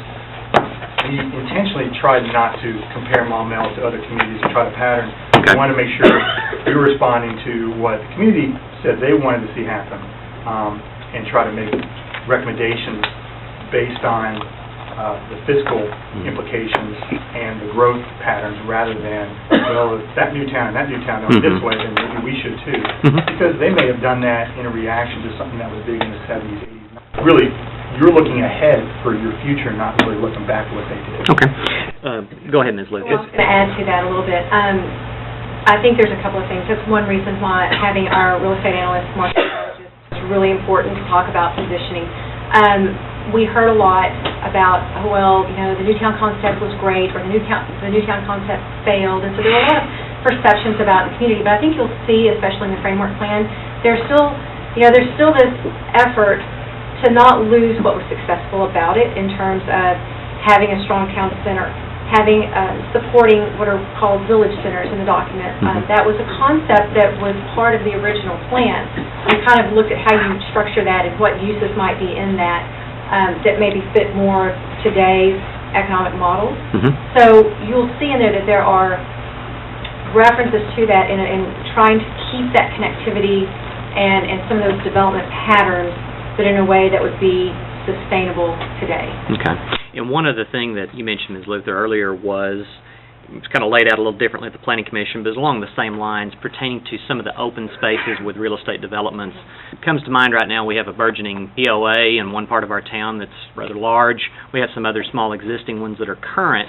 And you make that sort of passive advice a little bit, like a lot of things are in this, you kind of take it all with a grain of salt, that perhaps looking at deeding of some of those properties to the city in the future might be a viable option. Is there some sort of time frame in which, you know, you kind of look at those things? Because obviously we can't bite off too much at once, but that did seem to be a theme that I picked up on. I think that's a case-by-case basis, and I think what we were talking about was if there are parks, certain parks that either a POA is no longer maintaining, or if we've got unsafe and obsolete equipment and it becomes a safety issue, or if we're talking about looking at our public park system, because in other parts of the country, a lot of neighborhoods don't have POA parks, they have public parks. Right. And that parkland is very often deeded to the city by the developer as the neighborhood is being developed. So that has to be considered on a case-by-case basis according to the budget, according to the resources of the Parks Department, and according to their staffing and how they could, if they could take that on. Okay. Last thing I'll say is one comment. When it comes to that concept of aging in place, and I'm always glad to hear you asked about that in our interview, and I've heard it several times. That's something I think is very critical, especially with the baby boomers, as you did some demographic analysis, and I think we have a great expert in this city in Nicole Heaps that would help us with some consultation with our area seniors about some of their needs in pertaining to housing. So, thank you very much. And we didn't go into a lot about the demographics, but the trends that we see now are pretty staggering in terms of not only senior preferences, but also younger people and younger professionals' housing preferences, and they're different than their parents' preferences, and so we just need to look at do you want to ready yourself for that market as well, Mhm. so that you aren't just offering one or two different types of housing products? Alderman Kelly? I believe they answered my questions. Thank you, Mayor. However, I do have some comments about the ordinance, and I'll wait and let these people answer all the questions. Okay. Alderman Mosley? Again, I think, just want to echo, I think you all did a lot of work and put forth a lot of very interesting ideas, a lot of things to look at for the future. And I think we all appreciate that, whether we adopt this thing or not. I think it's, there's a lot of concepts in there that I think we would adopt in depth. But I do have some questions. One of the things is, I keep seeing the word vibrant in the description. I don't know where the word vibrant came from, and I appreciate a definition. What do you think the word vibrant means? Well, vibrant's actually in the one of the first items is the vision statement. Yeah. Aspire to be a vibrant, economically healthy. Vibrant doesn't necessarily mean growth. Vibrant means, well, it's kind of synonymous with healthy in this case. It means that you are forward-thinking, not stagnant. If you're not growing at all, as we saw in that scenario 1, you're actually losing potentially population, and you're going to be losing money as a community. So there needs to be some growth. We're not talking about high-density growth, but vibrant just means that you are positioning yourself in a character that is healthy and moving forward. So maybe there's a little redundancy that you're vibrant and economically healthy, but vibrant just means that you're not stale or stagnant. Appreciate it. Vibrant. That was something I had a lot of my constituents asked about that thing. Does that mean we want to be West Little Rock with all the congestion and all that activity? Well, I definitely wouldn't want you to be anything other than Maumelle, but I also don't think that you would want to have more congestion or issues. No, and again, we didn't compare Maumelle to any other surrounding areas. It's really what works best for Maumelle to continue what's working here now. I think that answered that, and I enjoyed hearing that definition. I like that, because our residents, all when we were in the groups, would say safe, quiet, peaceful, that sort of thing. So, a couple other questions that I'm going to pass, and I've got some more than after that. You mentioned, and you said that right there at the end of your thing, you say that these ideas are not necessarily yours and come from a process. Is that, in other words, this is not really your vision for Maumelle, it's kind of more from what you glean from other people, is that what you're saying? Right, I mean, you've been at a lot of the public meetings, so you heard us present facts and then get feedback in the workshop. We had that banner where we said, I aspire Maumelle to be, and people wrote in what they thought they'd love to see. So what we did was we threw out a lot of different options, and those 3 scenarios had one that was kind of stay the same, and then those other 2 that were pushing the envelope in different directions. And so we continue to request feedback. From the very beginning when we did the mail-outs and the survey, all the way to the very end when we were presenting this. And so, again, I think really we were conduits that were informing your citizens. So we had the market analysts saying, we run numbers on these scenarios, and this is what you can expect based on these numbers and based on that growth model. We weren't saying, here's what we think is the best option, you should just go this way. We're really trying to get what you want as a community and how you want to grow, and then put the numbers through that, and then come back and show you, here's what it can look like. One other question, then I'll pass and let somebody else ask some. There was no traffic study done to determine if any of the scenarios are really feasible with Maumelle. There was no traffic we're going with a concept, and so we're not absolutely sure that some of these concepts with the clusters and the multifamily and all this are going to work with Maumelle's traffic. That we want to have a lot more traffic. Well, a traffic study is a totally different planning study that was not in our scope. Would you recommend we get one? Well, there are recommendations in the document for traffic studies, and it even tells you where, like, certain intersections really need to be analyzed. because you can add turn lanes to alleviate some of the ingress, egress issues on the parkway. But what we did was made recommendations based on the concepts that came out of those three solutions. And then when the framework plan was kind of fine-tuned, we looked at how to alleviate the traffic that's on. So it's a little more than just a concept. We had a civil engineer on our team that works with us in Little Rock, and he was part of this process.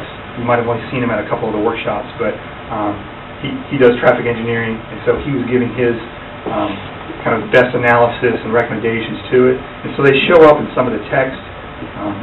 The map you see that I showed where if you increase your north, south, east, west connectors, you can alleviate some of that on the spine. That came out of some of the conversations we had with our engineer. And a lot of that does hinge on that third entrance. And then you're going to have a lot more option. Right now you're kind of just on both ends of the spine, and you don't have a lot of options to alleviate that if you wanted to. Yeah, in other words, that third entrance is a key integral. It almost needs to come together and we don't have approval for that third entrance. Right. Well, I think you're working towards that. It's key for a lot of reasons. It's not just key for the traffic. It's not a silver bullet that's going to fix everything, but it's definitely going to give people a lot of options. But it's also key for your growth. We talked about getting more commercial opportunities. Most businesses, and especially the larger, I'm not talking big like a Lowe's or Best Buy, not big box stores, but just most businesses want to be on a location where they have a lot of visibility. And if you're going to attract any national level businesses, your best option is going to be on I-40, because you look at the traffic that's on I-40, whether you're capturing people coming from Conway every day or vice versa. And your best opportunity, because of what's already at the Morgan Interchange, is going to be that third entrance, because it's kind of raw lands for growth on all four corners. So I agree. That intersection is important for many reasons. Thank you. I'll pass for that. Also, I want to point out, one of the major emphasis, too, is an employment center out along Interstate 40 also. I mean, that's one of our issues, too, is everybody leaves Maumelle to go to Little Rock or North Little Rock or whatever. If we can help grow our employment base here, with either corporate centers or corporate office complexes and that sort of thing, then I think you address some of that traffic concerns. They're not getting on the boulevard; they'll go some other way to go down to get to an employment center. So that was also pointed out in the strategic study, that we need to be looking at employment centers in that area. Thank you. I'll pass for now. Alderman Johnson. Yes, I'd like to make one comment to something that was said earlier about new towns. I think that the original 13 new town concepts, I think 9 of them failed, or there are only about 3 that still exist, maybe 4, I'm not sure. But, obviously it was a good idea, and some people made it work, and Maumelle happens to be one that made it work. One of the things that growth, and, you think of growth, but you also, we got to think back. There are people out there that don't want us to grow. Not Maumelle citizens necessarily, but hey, out 365, those people may not want to be a part. In other words, something's got to happen to make them want to be a part. And a lot of people live in the county because that's where they're. And hey, vacant land is one of the easiest ones to get if there's vacant land out there, or maybe a business where you got something to offer, police, fire, protection, certain things that you've got to offer. One of the things would be sewer and everything like that. But hey, growth is not going to be as easy once Maumelle Basic is finished without, adding some things that make them want to be a part of us. I don't know what the answers are. And Can I make a comment? Yes. Okay. One of the things is you'll see repeatedly in the document that is strategic growth. And one of the other recommendations is to make sure, as you look forward, we're talking 10 years and even 20 years, you start to control your edges. Because what we found in running that very first scenario that really didn't work is if you do nothing in an area like a corridor 365, what you're going to get is a whole lot more of what you probably don't want. And that would be metal buildings and just kind of unchecked growth that you have no control over.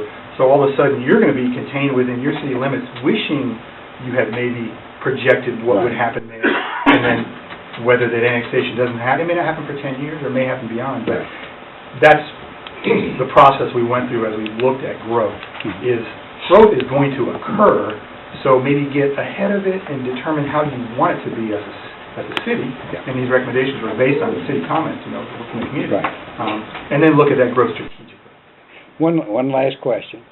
What do you think, right now, right tonight, after doing all this work, what do you think is the most important thing that we as a city council should do? I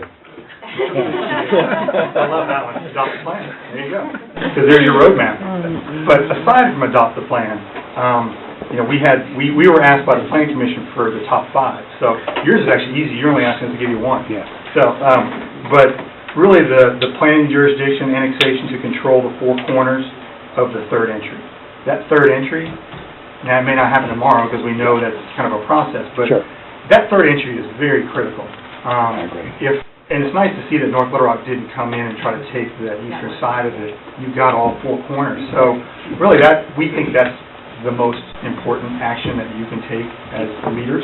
And a lot of that's open land out there too. Right. Yeah. Right. It was easier to control. Yeah. But it reaffirms your business address. I mean, you can set that community character at that entrance. You won't have to every day, if you don't want, drive through North Little Rock to get to your town. Or you won't have to go all the way to the north and come back around. You can establish that character of what that looks and feels like. You can invite developers that you like what they develop. You can invite those national commercial change. You can increase your tax base. I mean, there's a lot of things that can happen at that 3rd entrance. Thank you. Alderman Mosley? All right, we're back to you. Yeah, there's no other lights on, sorry. To me, the most important finding that you all came out with, and I heard you say it 2 or 3 times in various meetings and that sort of thing, was that the residential building growth is essentially a net drag on city finances, and that it's extremely important to encourage expanded retail tax base, and I guess my question to you is, at the same time we're encouraging an expanded retail tax base, should we not take efforts to perhaps slow residential growth? One of the things that our economic development consultant expressed a few times was understanding the fiscal impact of any new development and understanding what that development contributes versus the cost. And that's not to say that residential is good or residential is bad, because you do need residential. If you don't have your residential base, then you're going to have a harder time attracting a commercial growth, right? Commercial development, if you don't have the households that commercial developer thinks are needed to support that commercial growth. And so I think really the answer there, and our economic development consultant kept saying over and over again, do a fiscal impact analysis for every new development. And I don't know, I think that's going to be something for the city to determine.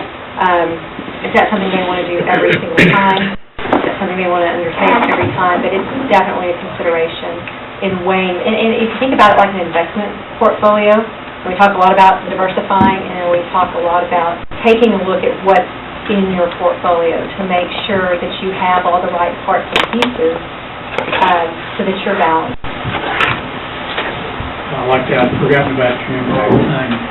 I think that's a great idea. I think that's something that we don't currently do. I think there should be an impact on traffic and finances on everything to oppose new development.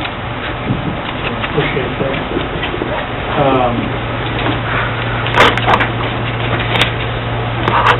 On page 77, and I'll read it here, it says investment partner. I guess that's on land use or something here. It's seeking an investment partner to initiate development in town center. Do you remember making that comment, and can you tell me what that means? Well, I do know it's, I think, in reference to the fact that the city doesn't have to foot the bill for everything. And there are developers that do very specialized types of developments. And if you think in the town center, we're talking about, in a lot of cases, Tract D, you've got this great piece of land that's kind of right here in the heart of town.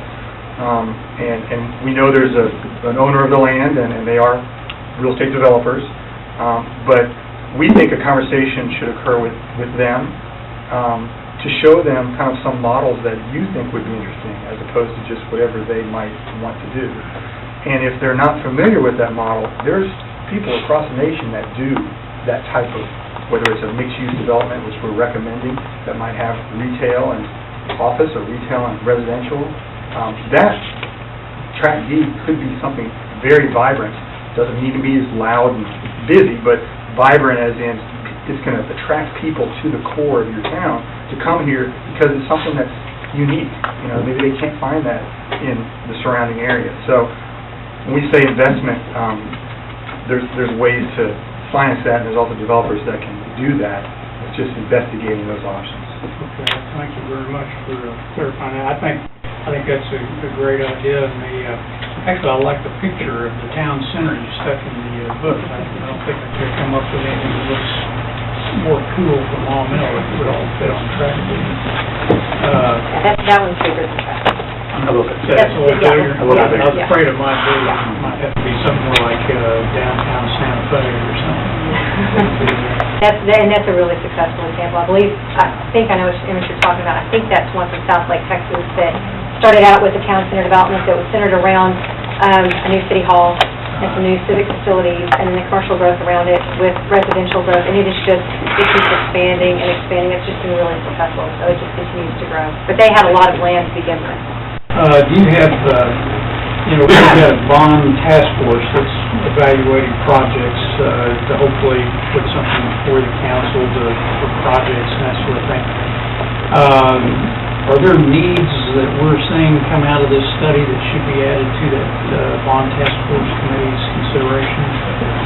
We have not identified for you what your first priority should be.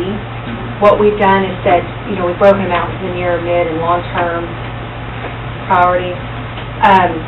But we felt like that was really something that would be your decision as you move forward.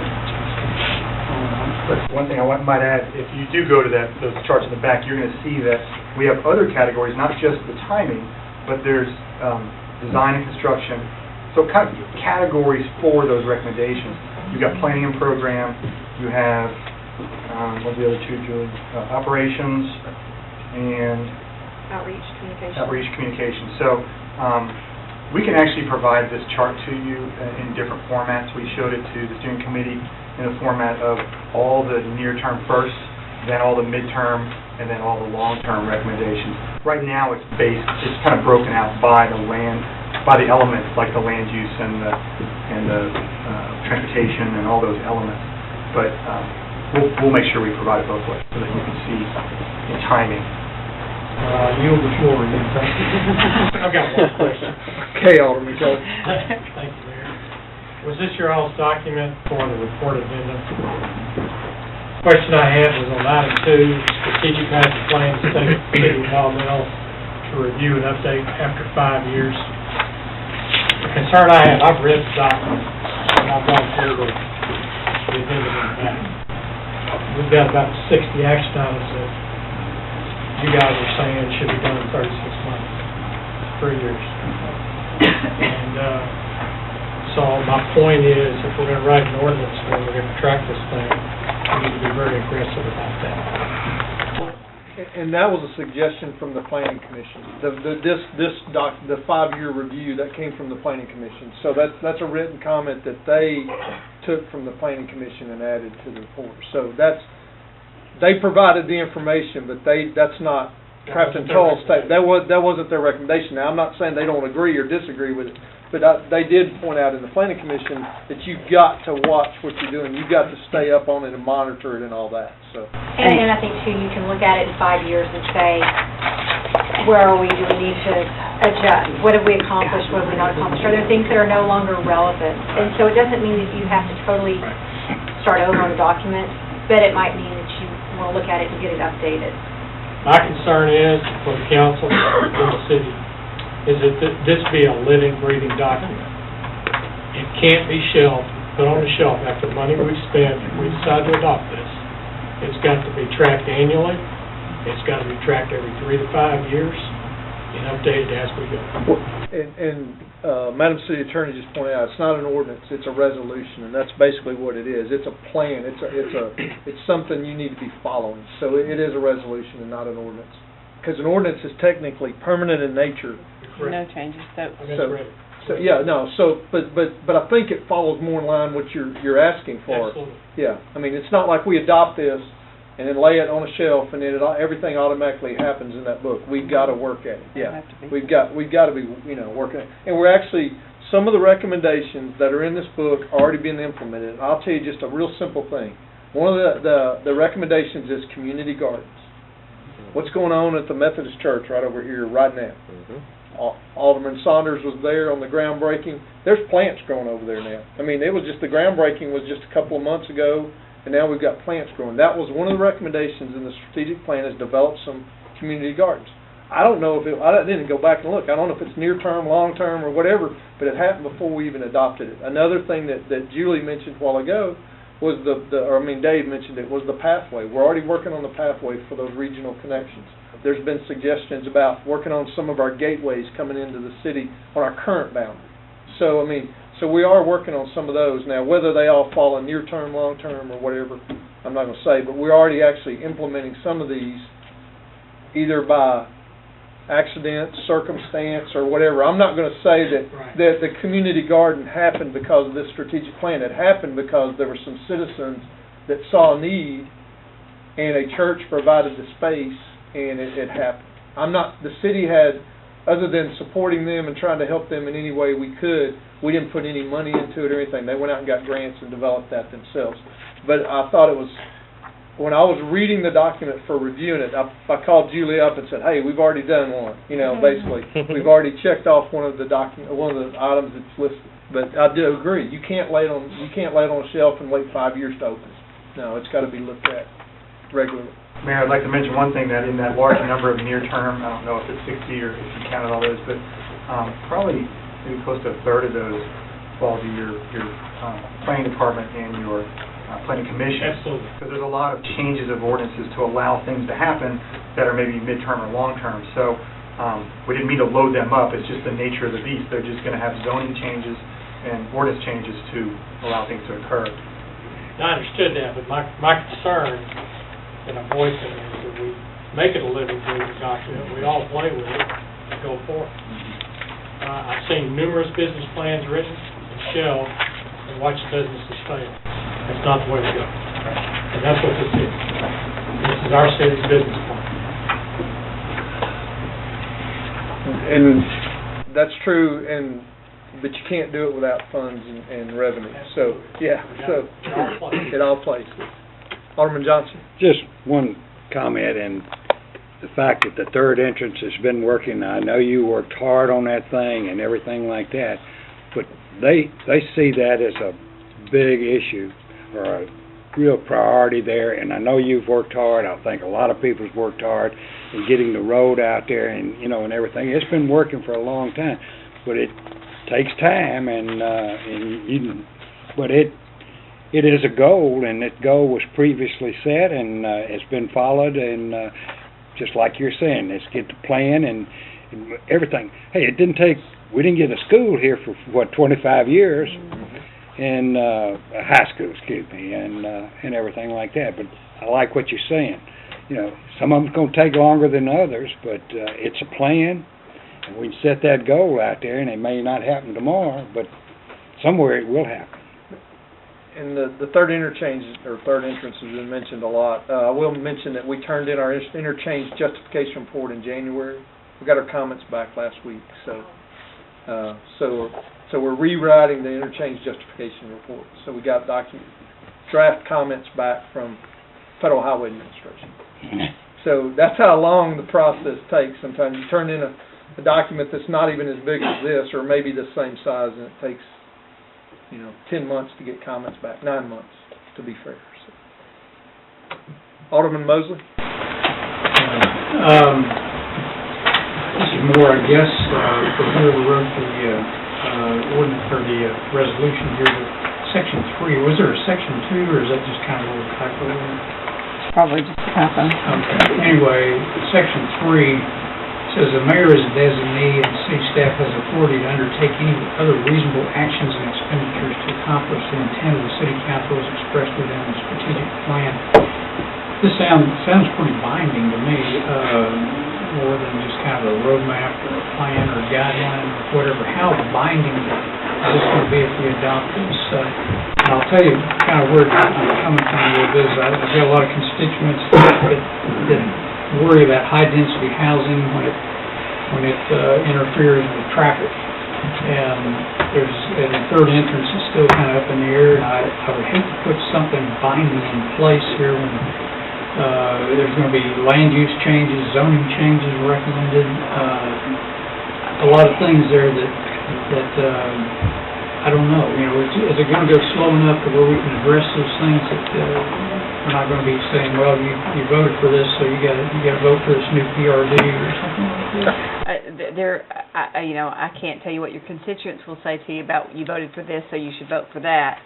But from a legal perspective, Section, I think 2, should have been Section 2, is intended to authorize the different departments, such as planning, to go ahead and go forward with the proposed land use maps and that sort of thing that are referenced in the plan, and to present those. There's not a single department or board or commission within the city of Maumelle who has the authority to adopt any ordinance but the city council.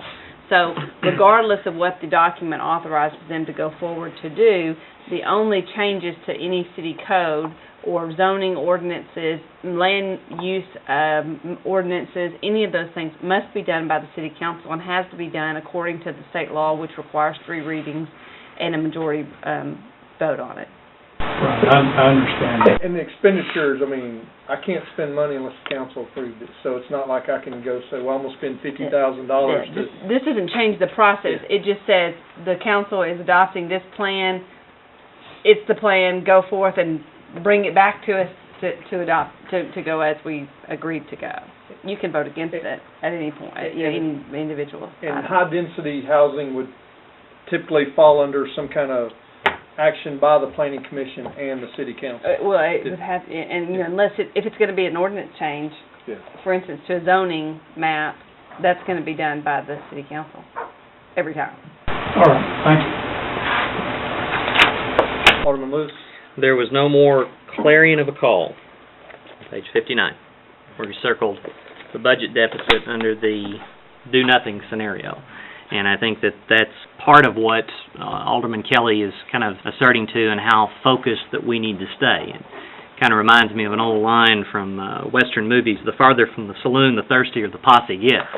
And here we are at the starting gate. We've got a good report to look at, determine kind of objectives to achieve. And when you get out in the weeds, sometimes it's easy to get distracted.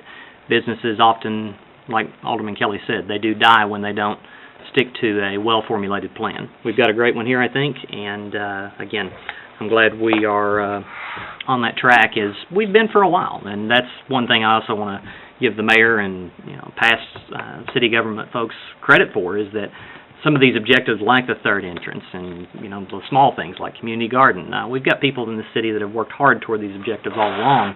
This is a way of just kind of, I think, having a playbook, like you're going to go play a football game and you know what you're going to bring to the other team. Thank you. I think it was 2005 that the city had a charrette, had a 2-day charrette.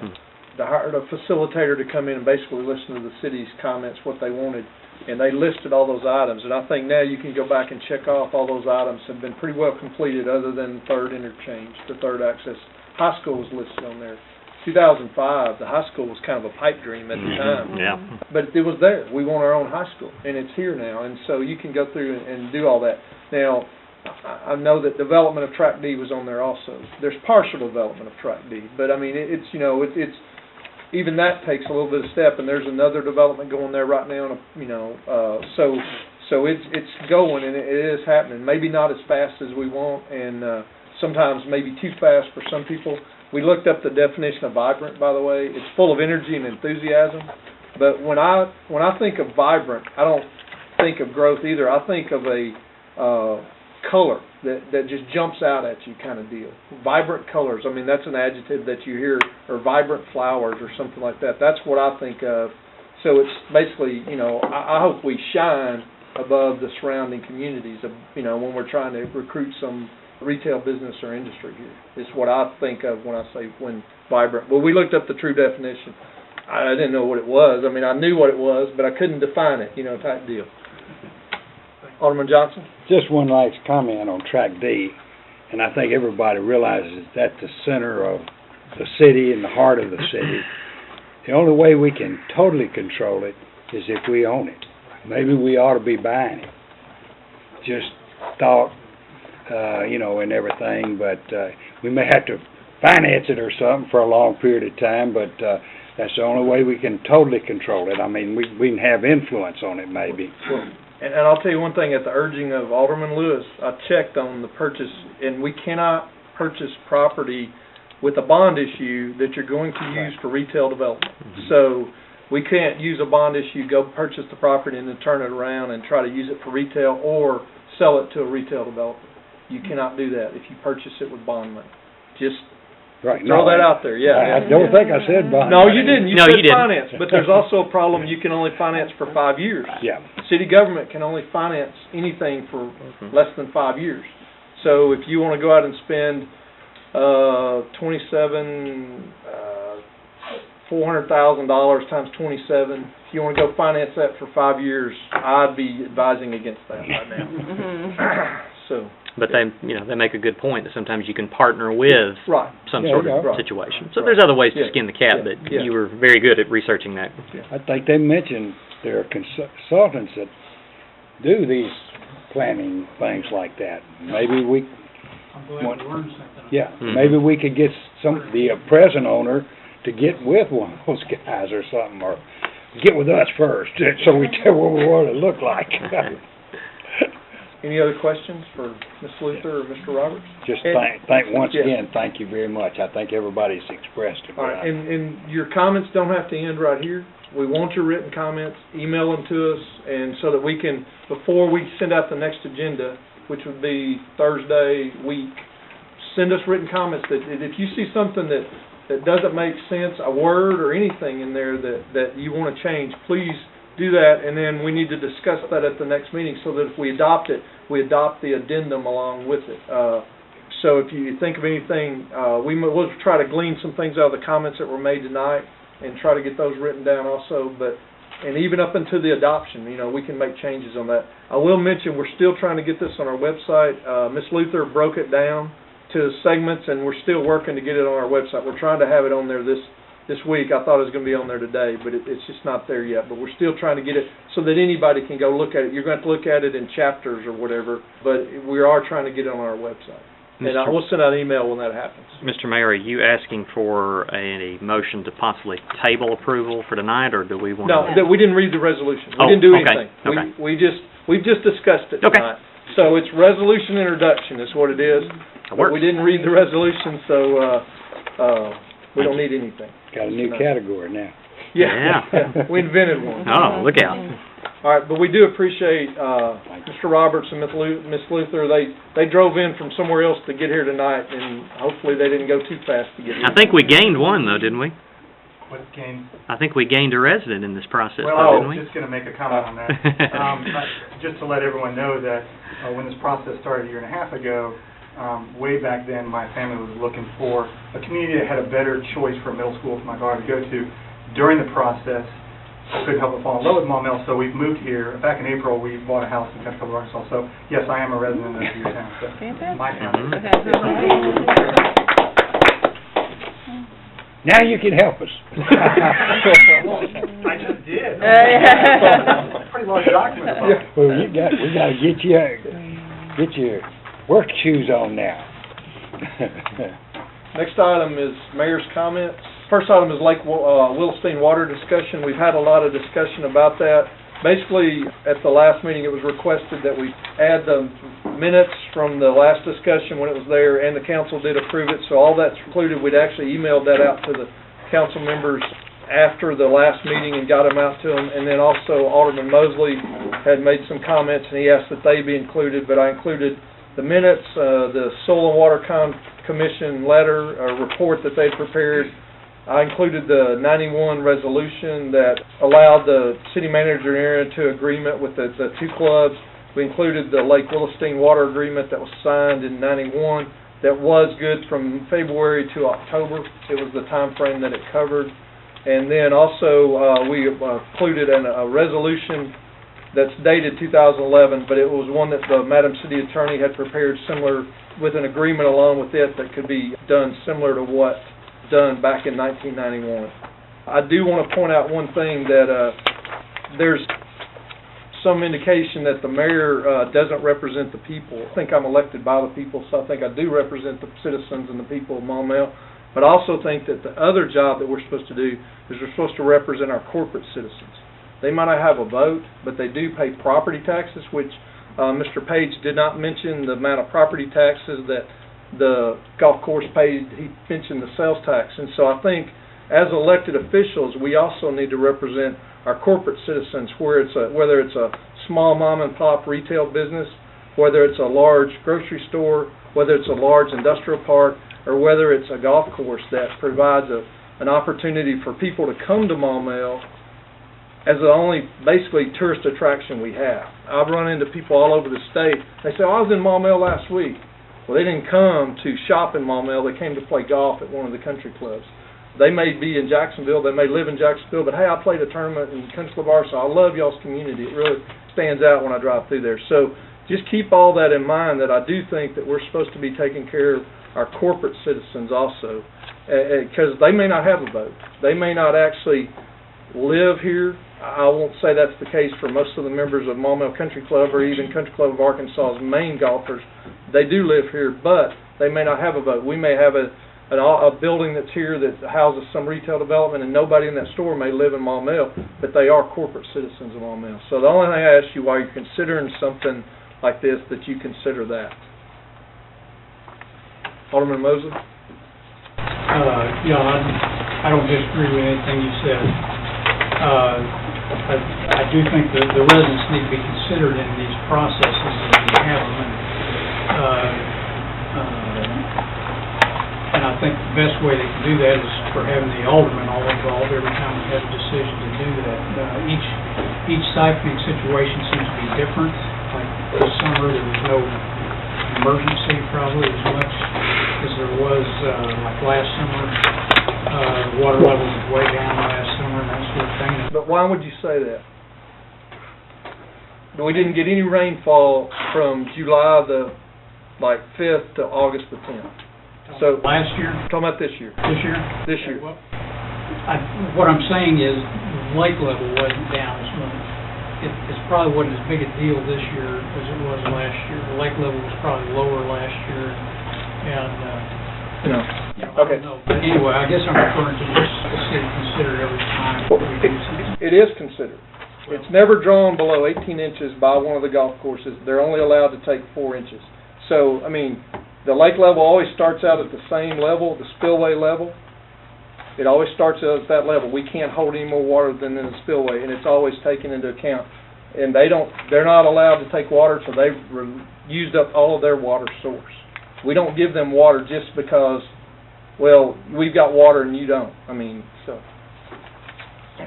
And I'm not opposed to an agreement. I'm okay with the council adopting an agreement. I'm opposed to them charging the same rate that Maumelle Water Management charges for water, because this water is not treated, it's not distributed through a pipe. I have a tremendous disagreement with the amount. Oh, I agree with that. Okay. All right. I agree. I mean, the water that they sell for sprinkling is treated and it's under pressure, and our water isn't. Probably some of the lost water from getting there. So, but, you know, in fact, the original agreement even called for them to pay something. Right. I don't think they paid anything since that original agreement. So there's a lot of things to look at, and it's up to the city council. I mean, I may be the only one that's even interested in charging anything or even anything, but I think it needs to be revisited. I think the process needs to be formalized. I think we need to have an agreement in place. It's too inconsistent. We're basically transferring something that's city-owned, taxpayer-owned to private entities.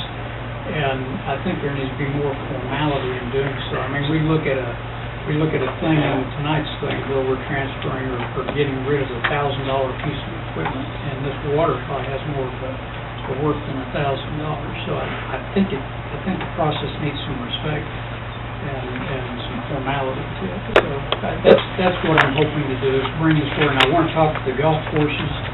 I want to talk to some other golf courses outside of Maumelle, see what they do in these big, drought periods where they need some water. There's only one other thing I want to say then, and that's that, so should we charge people that take water out of the Arkansas River? It's tax-owned land. It's owned by the state of Arkansas. So should residents along the Arkansas River pay a fee to pump water out of the Arkansas River? I don't know. I hadn't thought of that. It's taxpayer-owned property. That water belongs to them if you use the same analogy. That water that's in Lake Willastein is rainwater, just like the water that's in the Arkansas River. And some of it came from Colorado. Should we send a check to Colorado since it's snowmelt? That's my problem with paying a fee for rainwater. Well, it is water that's enjoyed by residents of the community that that's in that lake, and it's worth something to them to give that up. It hurts the beauty in somewhere, whatever. Anyway, okay. All right. Like I said, I just want to make it more formal. Okay. Probably everybody, is not going to see it the way I do, so we'll go from there. I'm not going to bring anything forward until I've talked to some golf courses. Okay. All right. Thank you. Alderman Lewis? Well, I realize people enjoy the park, but this is an agreement, and it's more of an understanding because it's been sort of not on paper other than that 9 months, I guess, or whatever long that agreement back in 1991 lasted. It's been an understanding that lack of anybody else coming up and telling me, I don't see that we've had this large-scale crisis in any of the lakes in that 20 years that this has worked. So, again, I think we're playing Russian roulette here with two of our city's largest landholders by asking them to, what's your business model, what's your need here? It's none of our doggone business. And that's getting into this debate about the water that falls from the sky and, the city owns it. Some of that water happens to be sprinkling water that we purchased that's run off into Lake Willastein as well. So, again, I don't see where we're going here. And the last question that I would ask, Mr. Mayor, is if we did entertain some notion, which I disagree with, that the council would make an on-demand decision each time that there would be a drawdown. We went 3 weeks since our last meeting. How is that going to be functional for an entity that has got grass that may die within 5 or 6 days if it's not watered? How is that functional? How would that work? Are we going to have a special meeting just to determine approval of a drawdown? They may want to put an agreement in place before the summer if the patterns, the weather patterns are drought-wise or whatever. I don't know. Okay. Thank you. Thank you, Alderman Lewis. Alderman Johnson? Just a question. Country Club of Arkansas wasn't even built in 1991, was it? No, sir. Was not. So it obviously, I think they're the only ones that drew some this year. That's correct. And everything. I don't know. I think we're chasing our tail. I don't know how much time you want to spend in it. I think we could work on this plan here and do a lot more work on that plan than the few inches of water that we take out of there, and also helping an industry to survive. I'm not so sure that the country club, the dam might have been built after the country club. If that's the case, they may have a complaint because we shut off their water, because they had a place over there. That's the subject of the soil and water discussion. Yeah. The lake was actually built when we were an ordinance plant, so the lake has always been there since we're an ordinance plant. It was expanded as part of the development of the park. So I can't tell you the exact time frame, but the lake was there, but I know it was expanded in some areas and filled in some areas because we found some pretty big concrete debris in one area when we were trying to do some digging out there. So the citizens actually built Lake Willastein, per se, or it was started, but we added to it and everything. Well, the government, the United States government, built it as an ordinance plan, I believe. Right. Yeah. Okay. Yeah, it's part of the ordinance plan. Okay. I appreciate your comments, and I appreciate kind of knowing what everybody else thinks here over the next few weeks. That you have some thoughts. Thank you. The next item is the 2014 budget calendar. this was the hardest budget our budget calendar I've always ever tried to put together, because we've got bond task force meetings, and we've got all these meetings going on, and so I picked 3 dates: October the 29th, November the 6th, and November the 13th. That's not saying those are ironclad, but I tell you what, if you start looking at our calendar, it's kind of hard to fit around Maumelle Water Management meetings, Planning Commission meetings, subcommittee meetings, council meetings, and everything else. So this is a tentative budget. If you have a problem with it, let me know, and we'll try to adjust it if we can. Go ahead and check your schedules and let me know if you're available or not. And if I don't hear from anybody by, let's say, Friday, then this will become our budget calendar for the year. Doesn't mean we won't have another meeting. I mean, we can, as we get into the budget process, we can schedule another meeting. I'm already committed on the 29th. On the 29th, okay.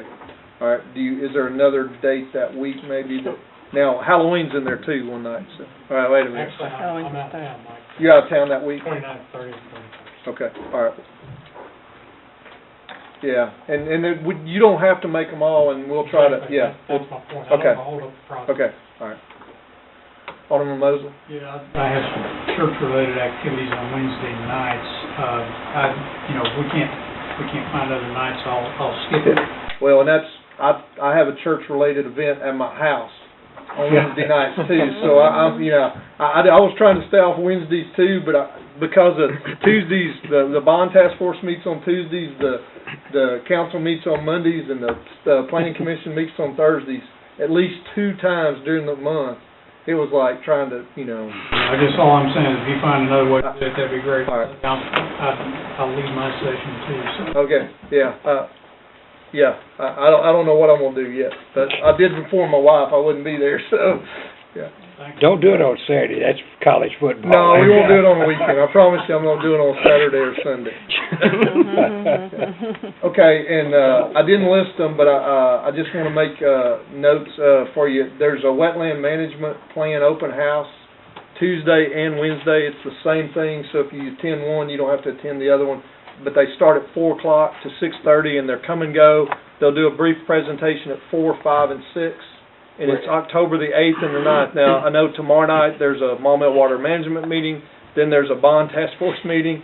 So, but Wednesday, if you've got time at 4 to 6:30 or something like that, that'd be a viable opportunity for you to go see what they're doing on our wetland management plan. And it's at the Community Center, South Room. And I left that off the agenda. I was trying to hurry to put it together and forgot that. Also, one other thing is I received a letter from Judge Valines today, and that he is announcing that at the end of his term, he will not be running again for county judge.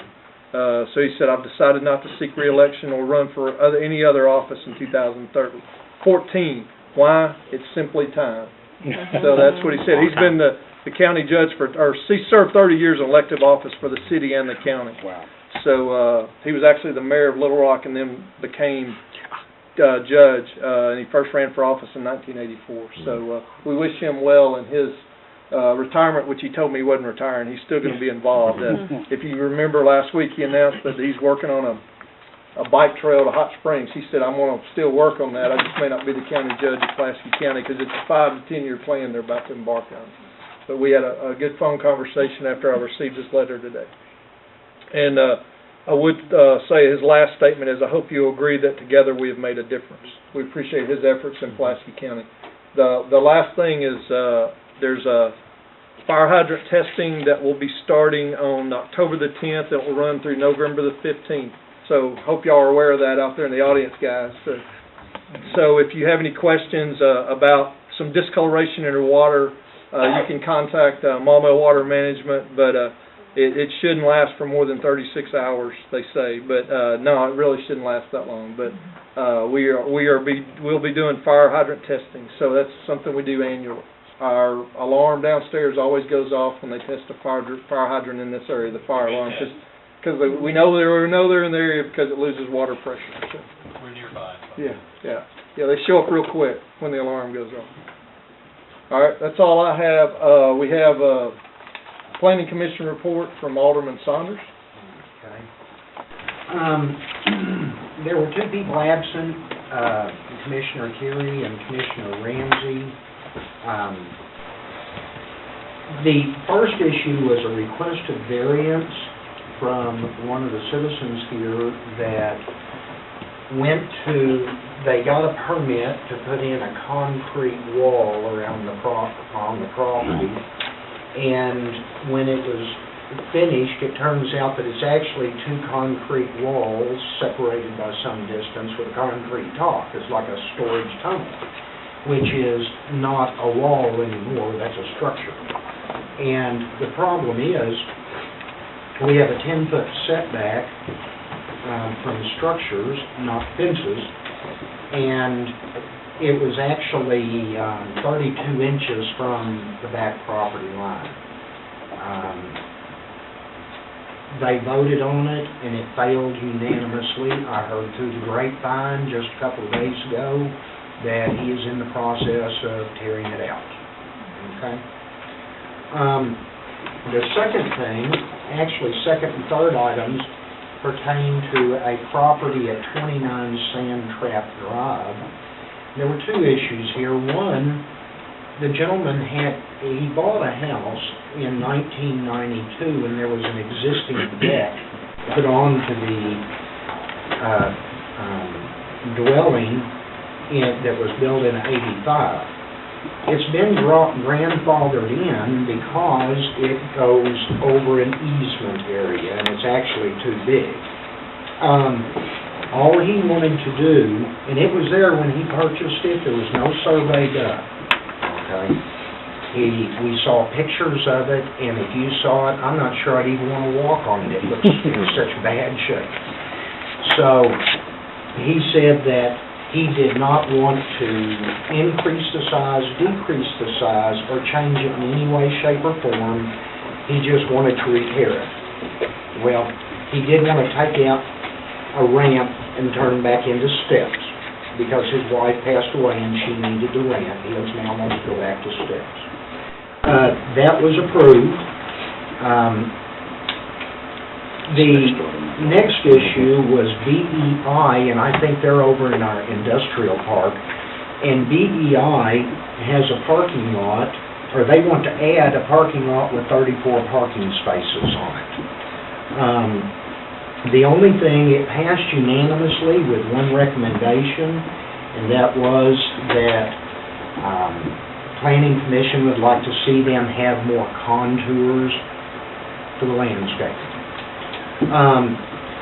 The next item that they had was about the extraterritorial jurisdiction, and it's the same thing we've addressed here tonight. And I guess they're going to make a recommendation to City Council on that, is that correct? They already have. That's what you had Okay. tonight. Yeah, Okay. yeah. Okay. Well, they did vote unanimously to recommend it. And then the last item that they had was the strategic plan, and the same thing we saw tonight. So, And they recommended it to the City Council, and that's why we're seeing it. So, yeah. Okay. Thank you, Alderman Saunders. Any Alderman's comments? Alderman Hope? I want to know what's the status of the boat ramp. Boat ramp is finished, but we're waiting on a courtesy dock. They're working on building the dock at a separate location, and they'll bring it down and basically launch it like a boat and then float it over into position. Basically, there's nowhere to tie your boat up to right now if you launch it, and so we've not opened the ramp until that courtesy dock is constructed. There's actually also being a wooden fence, privacy fence placed up between the boat ramp area and the open space area. The posts were put in today. So, Okay. on that. I was down there a couple times. One that had an orange barrel in the middle, so I knew they didn't want you to use it. Right. And then I was down there this weekend, and the barrel was moved, but I still didn't think it was ready for use. I just wanted to know what it was. We've had the barrel there, and we do know that there has been a few people move the barrel and launch a boat. Oh, but somebody else probably moved it. yeah, somebody else moved it, yeah. Wasn't the guy, yeah, somebody else moved it, and then the guy just happened to drive down and launch his boat. But we're trying to, there's nowhere to pull up your boat unless it's on rock or concrete, so we don't want to be blamed for somebody scratching a expensive boat up down there, so that's why it has not been opened. So there will still be a dock. There will be a dock. It'll be off to the side of the ramp over there. They've actually poured the piece of concrete where it'll attach to, but it's just not there yet in place. Okay, and It'll, someone, go ahead. it'll be a ramp that goes down and then a floating dock. Okay. Yes. Someone asked me if the dock was gonna be covered, and I said probably not. No, it's a courtesy boat dock is what they call it, so that you can tie your boat up to it and then go move your vehicle. But people could fish off it if they wanted to. They can, yes, yeah. That does cause conflicts when someone's trying to pull their boat up if their fishing lines are out in the way, but it's done on a lot of courtesy boat docks around the state. Alderman Lewis? Do we have an unofficial day in which we're recommending trick-or-treaters for this year? Halloween. On the 31st? Okay. Halloween. Sounds good. It's always going to be my answer. Good. Halloween. Sounds good. Thank you. Because if you don't do it on Halloween, it's 2 nights. You get it Yeah. twice. You get it twice. So my recommendation, unless y'all want to do something different, my recommendation is Halloween. Was it on Sunday or something? That's Thursday. Okay. Mr. Mayor, there would be trunk or treat at Lake Willastein on the Saturday night prior to that, from 5 to 7. Okay. Our church sponsors that, so that will be at Lake Willastein on Saturday night prior to that. If you want to send me specifics on that, we'll put it in the next council packet. Alderman Saunders? Thank you, Mayor. I'm going to mention this again in 2 more city council meetings. It has to do with Veterans Day. If you have plans, I'm trying to help get the word out. Our new elementary school over at the Academics Plus Charter School, they have a new flagpole out in front of that building. And they have decided that what they would like to do is this year have a small Veterans Day ceremony and also utilize that as their formal, what do you call it, for the flagpole? Groundbreaking. Dedication. Dedication's Dedication's a good word. It would be nice, now what's going to happen is they're going to release the kids, bad word. They're going to allow the kindergarten through 5th graders to come out for this ceremony, which I think is great for them. I love for the kids to be involved in Veterans Day. It would also be nice if we had a good response from the public with adults, most particularly us, to support it. So, and I will remind you the city council meeting immediately before. Now, our city Veterans Day ceremony starts at 4 o'clock at the memorial. The one at the elementary school starts at 2 o'clock, so you have time to do both if you so choose. Okay? Thank you. And that's November the 11th, is that November correct? the 11th. November the 11th, yes. Alderman Mosley? Yeah, I just wanted to say how much I enjoy Alderman Lewis's audio links. And I've gone back 2 or 3 times and listened to segments of our meetings to try to remember what somebody said or how something played out or whatever. Those work out really well. Thank you. Has there been any discussion about adding those to the website? No, sir.